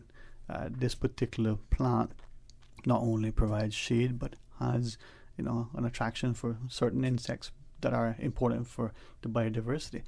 Now, not knowing anything differently, the homeowners association would probably condemn that. There's uppity people who little nothing about anything other than a loud mouth would probably criticize you for it. But if through exhibits like this, we might start to appreciate that bush has merit, that plant that was no longer sort of in play because of us as people and our negative impact now can once again thrive. Miss Maya, Miss Chisholm, we do have a caller. Let's go to the phones. Our headsets are freshly sanitized. The mics are perfectly tuned. Let's join the callers. Good afternoon and welcome. Thanks for calling. Good afternoon to you, Sterling Green. And to you, sir. Good afternoon. Knowledgeable, illustrious guest here. You know what you were saying, they were saying a while ago, there's an article some years ago in the Reader's Digest by a gentleman who had tried to grow his flowers, as everybody do, beautiful plants in your garden and so forth. And you had to spend a lot of money on fertilizers and different things, plant enhancers and growers, and we know all about that. And yet they barely managed to thrive, but the weeds around him were growing beautifully, and some of the weeds had beautiful flowers. So he decided to scrap the idea of growing that, and he grew a garden of weeds. I think the article was something about here's to the weed or here to the beautiful weeds, and their ability to survive amongst the hardest of, that's something that we know you'll find that weeds will survive when your great plants don't, your lawn doesn't. I've wondered many times, we've tried to eradicate totally the green iguana, the round color, and we noticed that people thought they ate everything. That's not true. You watch what they're eating. They selected certain things, and we know their total immunity to terrible tree that's so very, very poisonous. Maiden plum? No. Manchonil. Yeah. Okay, I thought you were talking about let's get. Maiden plum is just minor things. Many people it doesn't affect me. And yet they have a total immunity to this poisonous thing that can kill a horse. And we never bothered to study anything. Do any of you know if they have been made studies of it? What is in those iguanas' bodies that help them to be immune to this? And if you watch what they're eating, was there a study on the little plants? They're there, that they see what they select and eat. If you watch them going through a lawn or going through some grass, they select these things and they chew and eat on that. And it's not everything that they eat. Contrary to common belief, it isn't so. And they selected things. Was there any kind of study watching them? It was so simple, so free. They're there. Do some experiments on them. See what benefits there is to this ability of theirs to be immune to a deadly poisonous plant. We see where the Cubans produce from scorpions sting something that's very, very helpful to cancer treatment. We all know about that now. I'm sure you do. So what have we done, in other words, to utilize this information? Has there been any sort of scientific approach to it, to try to trace this, to try to find out what it is, and so forth? Over the years, we know cats are immune to rabies, yet how many experiments have been done with cats to find out what makes them immune to rabies and so forth? I never heard anything being done. I just wondered about all this. It might be helpful to us, especially in this time of a pandemic, when we're feeling around, trying around, and arriving at solutions to things. I listen on. Thank you very much. Well, thank you very much. And with respect for a news break, maybe we can pick up on what a caller was sharing after. We'll continue, Ms. Karen Chisholm, Ms. Maya Matu, and there's a wonderful exhibition. We'll tell you how long it's on, the opportunity for you to share at National Gallery. So stay tuned. So talk today. Follow Radio K-Man on Twitter. All the latest information, breaking news, community events, and more. Follow us at twitter.com/Radio K-Man. Today's biggest news. Radio K-Man. Your voice, your choice. Local, regional, international. This is Headlines from Radio K-Man's newsroom. Today's biggest news. With your latest headlines, I'm Felicia Rankin-Solins. The Cayman Islands Department of Tourism invites its stakeholders and partners to participate in the Regional Human Resources Development Knowledge and Skills Audit for the tourism industry. The data gathered from the Caribbean-wide endeavor will show the CDOT to effectively make informed decisions in its mission to develop a highly skilled tourism force. For more information on the Regional Human Resources Development Knowledge and Skills Audit for the tourism industry and survey details, please visit skills.ourcayman.ky. In international news, pediatric doctors could soon find themselves on the front lines of a U.S. government plan to get some 28 million school-aged children in line for their coronavirus jabs. Advisory boards to the Food and Drug Administration and the Centers for Disease Control and Prevention on Tuesday decided that the benefits of jabbing children between 5 and 11 years old with the Pfizer vaccine outweigh any other health risks. Pope Francis has agreed to visit Canada to assist with ongoing reconciliation efforts with Indigenous groups, the Vatican said on Wednesday. The trip follows disturbing revelations this spring about the Indigenous children who died while attending residential schools. The Catholic Church was essential in the school's founding and operation. Alec Baldwin was handed a gun with a live round in it on a film set in New Mexico, the local sheriff has said. The actor accidentally shot dead cinematographer Helena Hutchins and wounded the film's director, Joel Souza, on Thursday. Authorities have recovered some 600 pieces of evidence related to the investigation. No arrests have been made or charges filed so far in the investigation. The Santa Fe County Sheriff said Mr. Baldwin is cooperating and will face further questioning. These are your latest headlines. I'm Felicia Rankin-Solins. For the latest in news and information, Follow Radio Cayman on social media, Facebook, Instagram, Twitter. Download the Radio Cayman app or log on to our website, radiocayman.gov.ky. Wouldn't it have been grand if you had purchased land 30 years ago? It may not be 2020, but a perfect vision has never been more clear. Cayman Brac and Little Cayman, poised for growth with an eye on the future. Your land, your history, your future. Discover all that our sister islands have to offer. You see how hard it's raining? Yeah, and I don't have time to fight traffic and get my lunch from Subway. I have so much work to do. Why don't you order Subway by using the Let's Eat or Bento app? Save time, stay dry, and get your sandwich fast. I never thought of that. Great idea. I'm going to order now. Order me a veggie pizza while you're at it. And a cookie platter for the office. Too busy at work or home? Is the rainy weather stopping you from dining out? Order your favorite Subway sandwich, wrap, or pizza through the Let's Eat or Bento app with fast and reliable delivery. Subway, eat fresh. For medical lab services in Cayman, go straight to MedLab. Blood test, x-ray, and mammogram, all of that is MedLab. Affordable fees and friendly service, a full professional team. MedLab is always comfortable, MedLab is always clean. For medical lab services in Cayman, MedLab. Call 949-7331 and ask about MedLab's new state-of-the-art digital mammogram machine. Make your house into a home. Welcome to Brand Source Home Gallery, your source for premium products and a premium experience. We'll design and install your dream kitchen with crafted cabinets, complemented with elegant appliances. We'll fill it with quality houseware and cookware. Custom-designed closet and storage solutions organize and beautify any area. And with the finest bedding, you'll get a perfect night's sleep knowing Brand Source Home Gallery has everything you need to make your house a home. You can now register to receive a securely verified digital copy of your COVID-19 vaccination status with QR code through the My HSA patient portal. Sign up is available at all HSA locations and at various sites throughout the community. To register, all you need is your photo ID showing date of birth and a valid email address. Visit hsa.ky and click My HSA patient portal for the sign-up schedule and more information.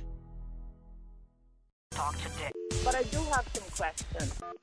Talk today. Cayman Islands' foremost listeners' participation program. Talk today. Because there are more questions than answers. What the public is saying. Waiting to take your calls right now. Sterling Dwayne Ebanks.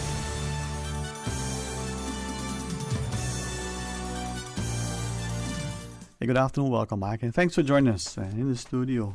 It's Karen Chisholm together with her colleague Maya Matu as we look at the National Gallery's exhibit from the curator to the educational, aspect of it. You know what?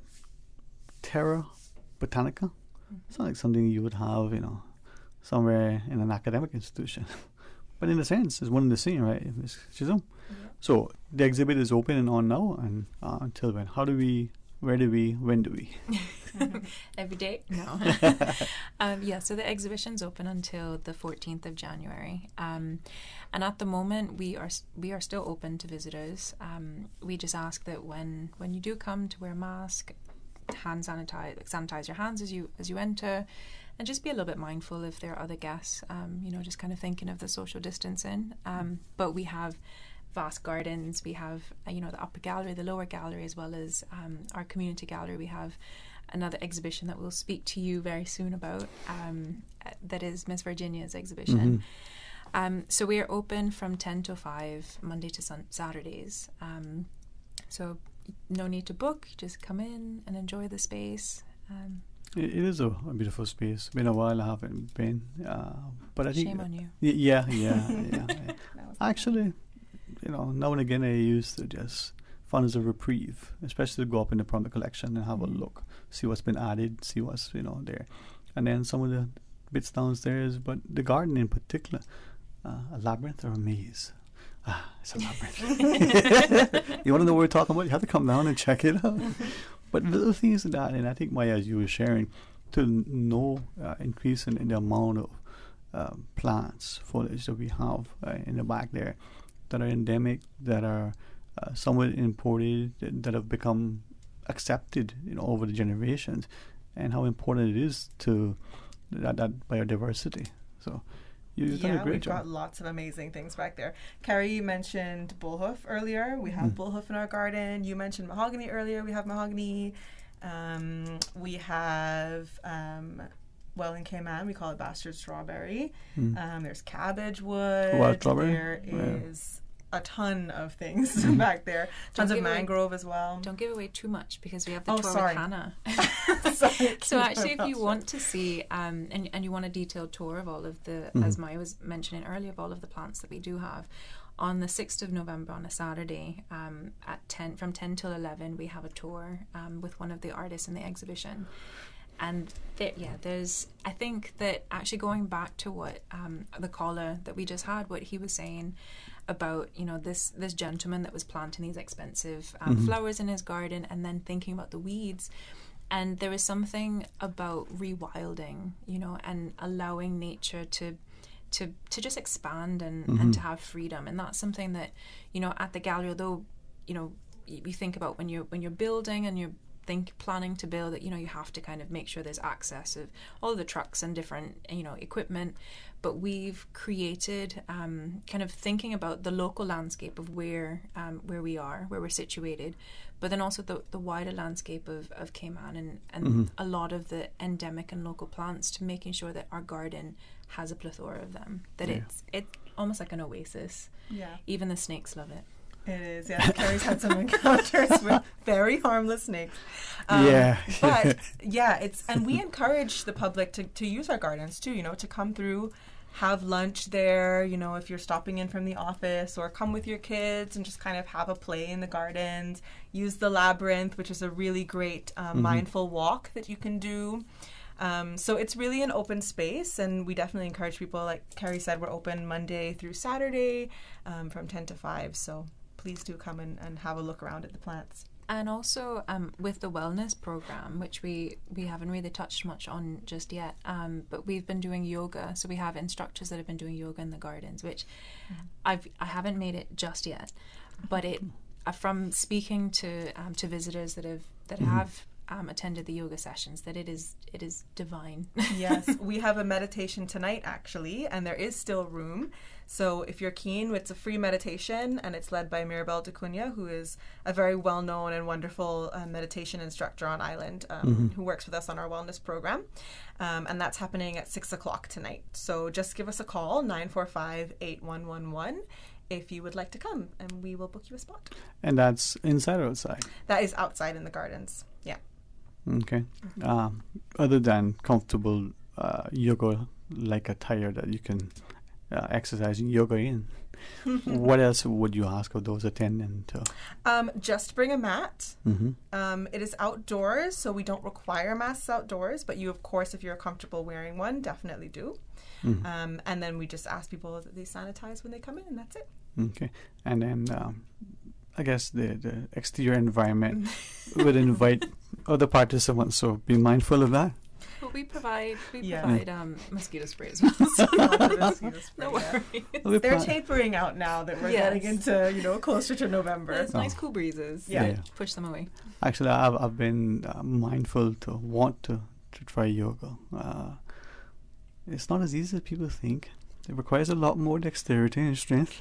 Well, it depends on what type of yoga you're doing. If it's power yoga, then maybe. But our yoga instructor, Janine, is great with people of all different yoga levels.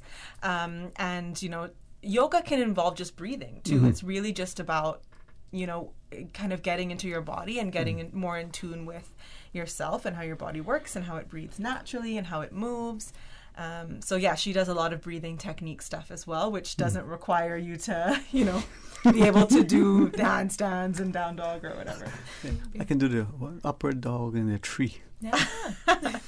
No, but so Mirabelle this evening 6 o'clock for the meditation. Yes. And then yoga at some point as well. Yes, yoga is 6th of November. So you can come, that's an 8:30 a.m. class. Okay. So you can come to Janine's yoga class and then stay on and do Hannah's garden tour. Yeah, at 10 to 11. So 8:30 for the yoga. Yep. This evening is a free invitation for people. And then start of the morning as well. Yes. So the 8:30 class is on the 6th of November. Right, Yeah. for Saturday, and that's a free invitation for the public Yes. as well. Yes, so all of our wellness events are free events. And I wanted to emphasize that as we go to the break, because I don't think many people, and those of us who are members, those of us who support, sponsor, and partner for the various programming, but here's a resource that maybe you just need a break from the office for a minute to clear your head. There's something about art that can do that, but that space is serene, it's inviting, it's tempering for many of us. It grounds you for a sense, and even though you may see outside exploring the labyrinth, it gives you a perspective, it gives you focus. All right, so when we come back from the break, share with us again, Ms. Chisholm, Ms. Matu, on the, well, not just the invitation to be a part of the ongoing exhibition, but maybe a hint and a preview into some other things that go on, and talk more about the wellness program. All right, the phone lines are open if you want to call, 949-8037. It looks like the Santa Claus from Trinidad, but you can't see him through the phone, but you can hear him if you answer. Paula Carl sits behind the phone, so if you call, he'll answer. Stay tuned for Talk Today. Come on, Cayman. Let's get ready to reopen. Countries all over the world are proving life can go on and we can safely coexist with COVID-19 in our community. With open borders, our readiness will be vital to protect each other and our islands. We can do this. Have your voice heard and pledge you are ready to safely reopen. Visit reopencayman.com. Join the movement and pledge that you are ready to reopen on November 20.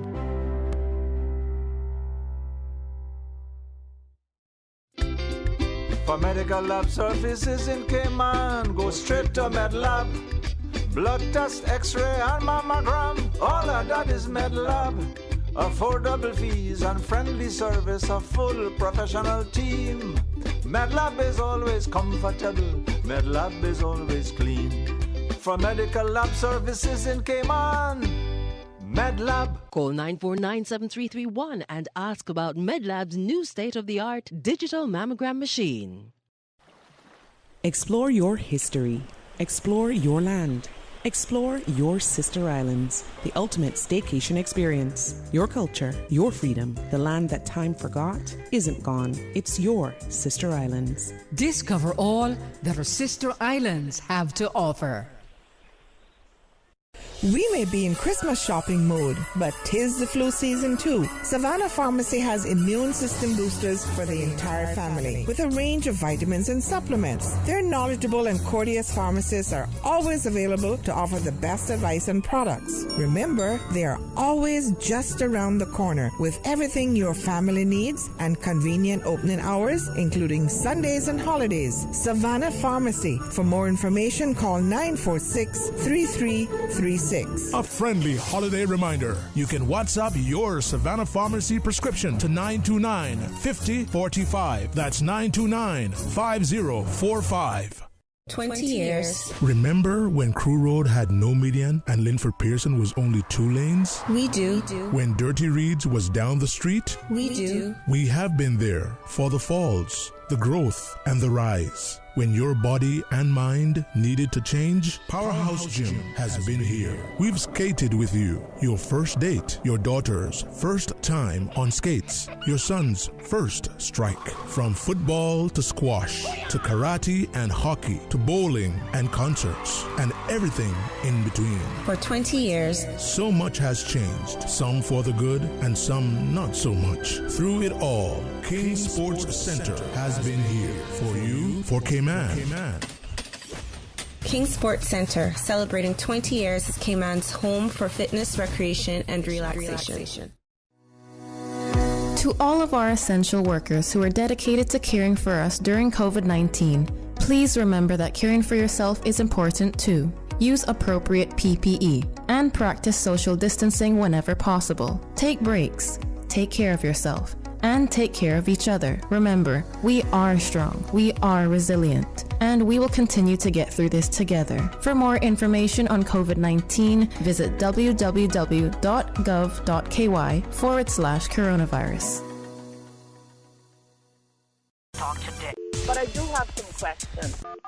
Talk today. Cayman Islands' foremost listeners' participation program. Talk today. Because there are more questions than answers. What the public is saying. Waiting to take your calls right now. Sterling Dwayne Ebanks.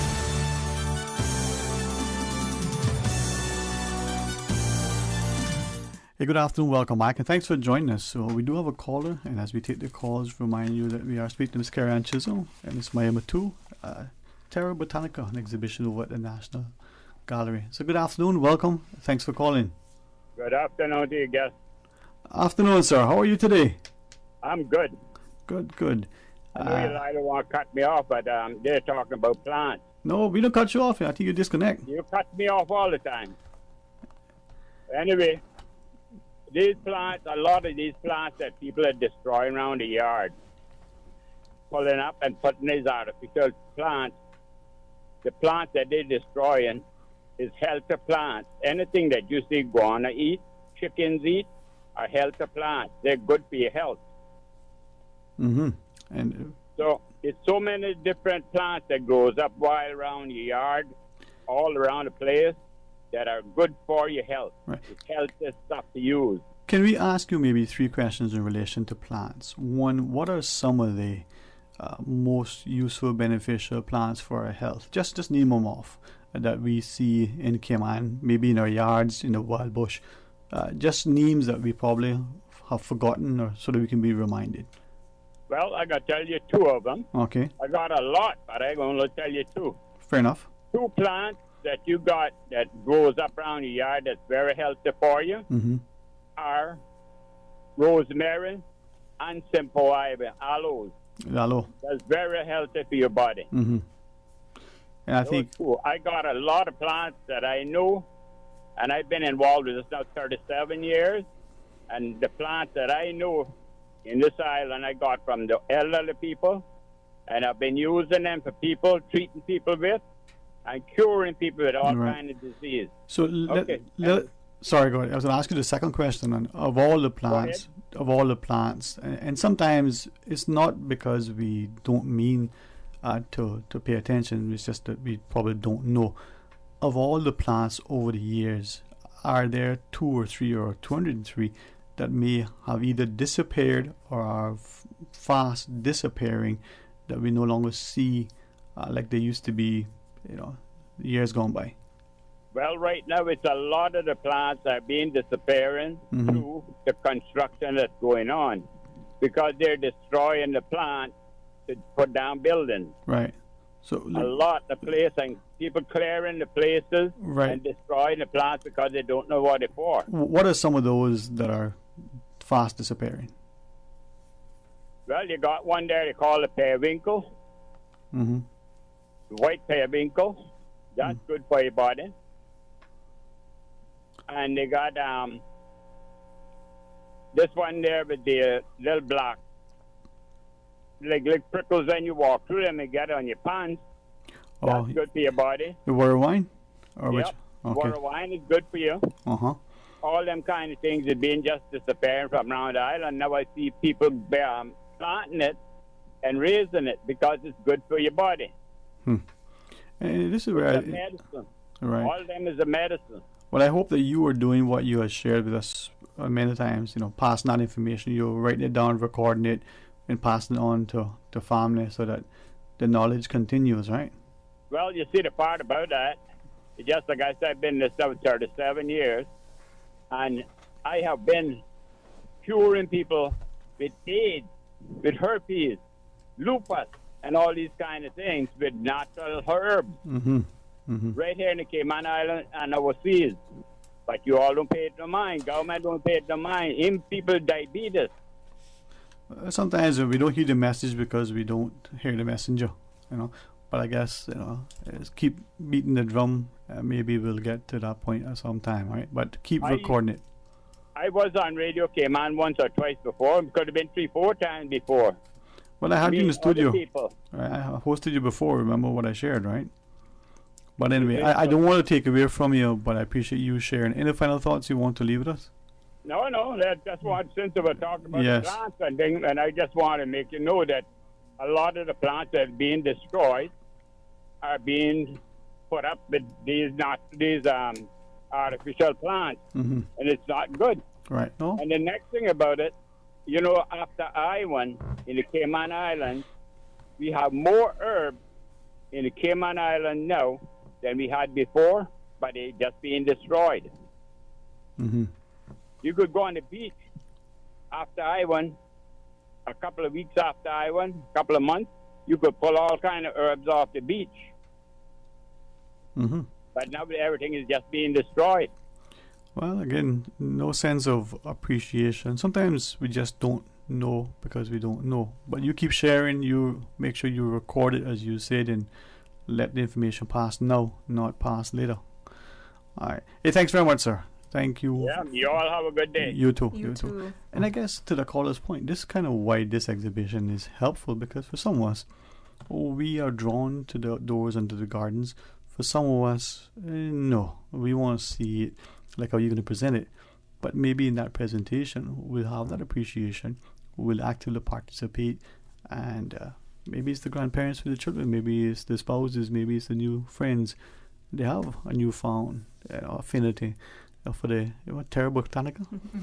Yeah, exactly. I mean, we hope the exhibition encourages people to have that newfound interest in plants. And actually, what was really comforting about what he said was that he said that, you know, because there is a lot of loss of some of these plants, more and more people are kind of nurturing them and, you know, planting these plants themselves to, you know, because they have these amazing healing properties, or for any other number of reasons, I'm sure.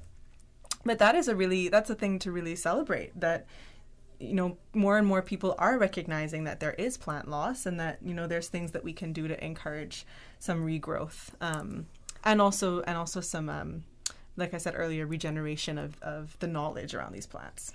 And one of the exciting things is a couple of weeks ago at our lunchtime learning tour, that I was having a conversation with some of our guests, and they were sharing their knowledge about I have this plant in my yard, and they're like, oh, do you know that it's good for this? And there was this exchange that was so organic and beautiful that at some point I was like, okay, well, we'll continue the tour, but this needs to continue. And just kind of allowing people to talk and share their experiences with plants was kind of central to how we planned the exhibition as well, is that it's a space of sharing knowledge. I mean, sharing knowledge from the artwork and thinking about the skill, you know, thinking about like botanical art and how that's progressed through the years, so from Michelangelo to contemporary art now, but then also sharing information about kind of bush medicine, but then also the public sharing with each other. And I think one of the things that a lot of people have said is, like, you know, we need more of those plant swap opportunities, that I can come and bring like a cut-in of this and grab some cut-ins that I can put in my front garden. And I think that that's something that, you know, going back to what the caller was saying, is being able to share and plant individual plants that have kind of disappeared. Yeah. I mean, not to be corny, but plant a seed. That was terrible. I'm sorry. That was good. I mean, plant a seed of knowledge and conversation. But yeah, I mean, I think, and part of, you know, our education approach at the gallery too is, you know, to use artwork as a way to facilitate conversation. You know, we're not always here to tell you what you should think about things. You know, the artwork is there to start a conversation around it. You know, share it with family, friends, or coworkers, or you know, other students in your class, or other seniors that come on a trip with you. So yeah, I think that's one of, I think, both of our favorite things about what we do, is that we get to be in a space where the community is sharing their thoughts and feelings about any different kind of artwork, not just this show, even with the biennial that went before this, or any of the exhibitions that we've done. It's really about community dialogue. Indeed. Yeah. I think we have time for one final call. Ms. Chisholm, Ms. Matu, as we go to the phones. Welcome, good afternoon. Good afternoon, Sterling. This is Miss Melanie calling. Hi, welcome. I just hopping in on the conversation here, and very interesting topic, and just wanted to put a plug for the Blue Iguana program that the National Trust are running, which is encouraging blue iguana gardens. I'm not sure if that's been mentioned or whether the persons there are aware of it, but it's basically an initiative taking native species plants to grow in your gardens, which will act as plant food for the blue iguanas. Because the problem is as I think the previous caller said, the iguanas eat specific foods that are fast diminishing because we clear land. So we're now actually having to grow food for the blue iguanas. So if anyone was interested in that, then that is something that's available through the National Trust for the Blue Iguana Conservation Program. All right. Thanks very much. Yes. Thank you so much for sharing that knowledge. And that's actually something that we have done with the exhibition, and that we do a lot, is share knowledge with the National Trust, and we go to them as kind of experts in the area, and to ask them, what about this? So that's something that we have done, and I think very much thank you to the caller for. Yeah. I think this is where that cross pollination. Oh, come on! At least I'm not alone anymore. Yeah. Hey, I was offering up a little bit of support here. I appreciate that. Thank you. No, but from what Karen, what you shared, the lunch and learn programs, even the network and the fellowship, we come, we engage, or we are informed. But sometimes in that we're inspired, and through it we get to appreciate maybe one thing, if nothing more. We don't know what we don't know. Mm-hmm. Honestly, some of the best conversations and the things that make you realize what you love in life are things that you would have never thought that you'd be interested in. And then if someone's just talking to you with a lot of passion about the subject, I mean, there's so many things in my life that I would never have been interested in. And because somebody shared it with me with that much conviction and that much passion and interest in the subject, it gets you so into it too, because you're like, hey, I need to learn about this and find out what's happening here. And I think, Carrie was talking earlier off air about, her interest in plants and how she's realized how much she really, really loves them through the work on this show, but also, I'm sure, through conversation with other people that really love plants.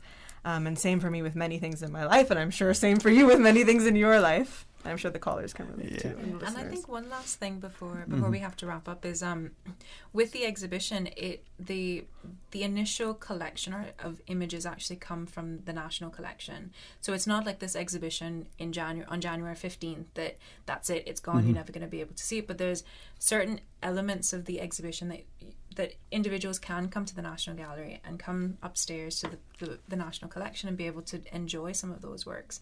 And that's something that's really important. We talk about this long-term or longevity of sharing knowledge and being able to appreciate these, and that's something that we hope that visitors will come and do.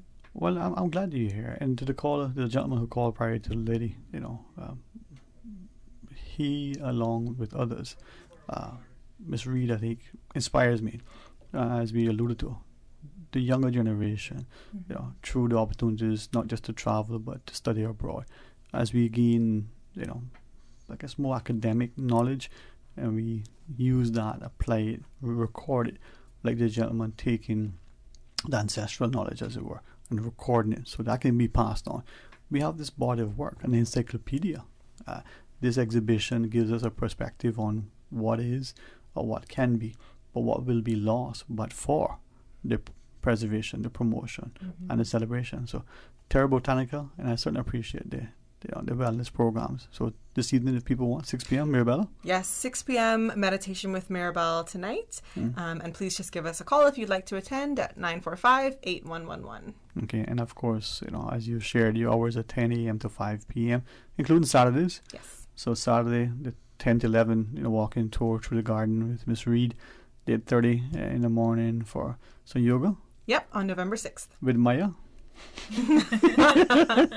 Sorry, I just... Oh, dear. Hey, listen, man. If you don't laugh, then you know what? We missed on a good thing. Laughter and plants, a good combination of medicine. Yes. Could be the fellowship, I think as you were reminded, Maya, not just of the plants and you were found interest, the other things. Something the people that come into our lives that we let slip and slide away because of, whatever else. I'm mindful now that we should be a little bit more diligent and cementing those relations and extending those bridges. I agree. All right. Absolutely. But you ladies, if I may, thank you publicly for your great work at the gallery, and hopefully, as a populace, we continue to be equally responsive. All right, to our listeners, tomorrow, what? It's Thursday already? Tomorrow's Thursday. Wow. What month is this? Okay. Oh my gosh. Yeah, I know what date it is. Let's not say it out loud. So we want you to be a part of the Buzz in the Morning. Certainly join us for Talk Today right after the midday news. Renata Keshka is going to be our guest. We've got some good things to share. And then 1:30, well, something else happens. You want to know what it is? Well, God's willing, we'll be a part of it. Until then, be blessed. Talk Today is brought to you by Subway, open 24 hours in Countryside, Anderson Square in Georgetown, and Centennial Towers in West Bay. And by the Ministry of District Administration, Tourism and Transport. Explore your history, explore your land, explore your sister islands. MedLab in Smith Road Plaza, your complete medical laboratory solution. Call 949-7331. And Savannah Pharmacy in Countryside Shopping Village, convenient opening hours including Sundays and holidays.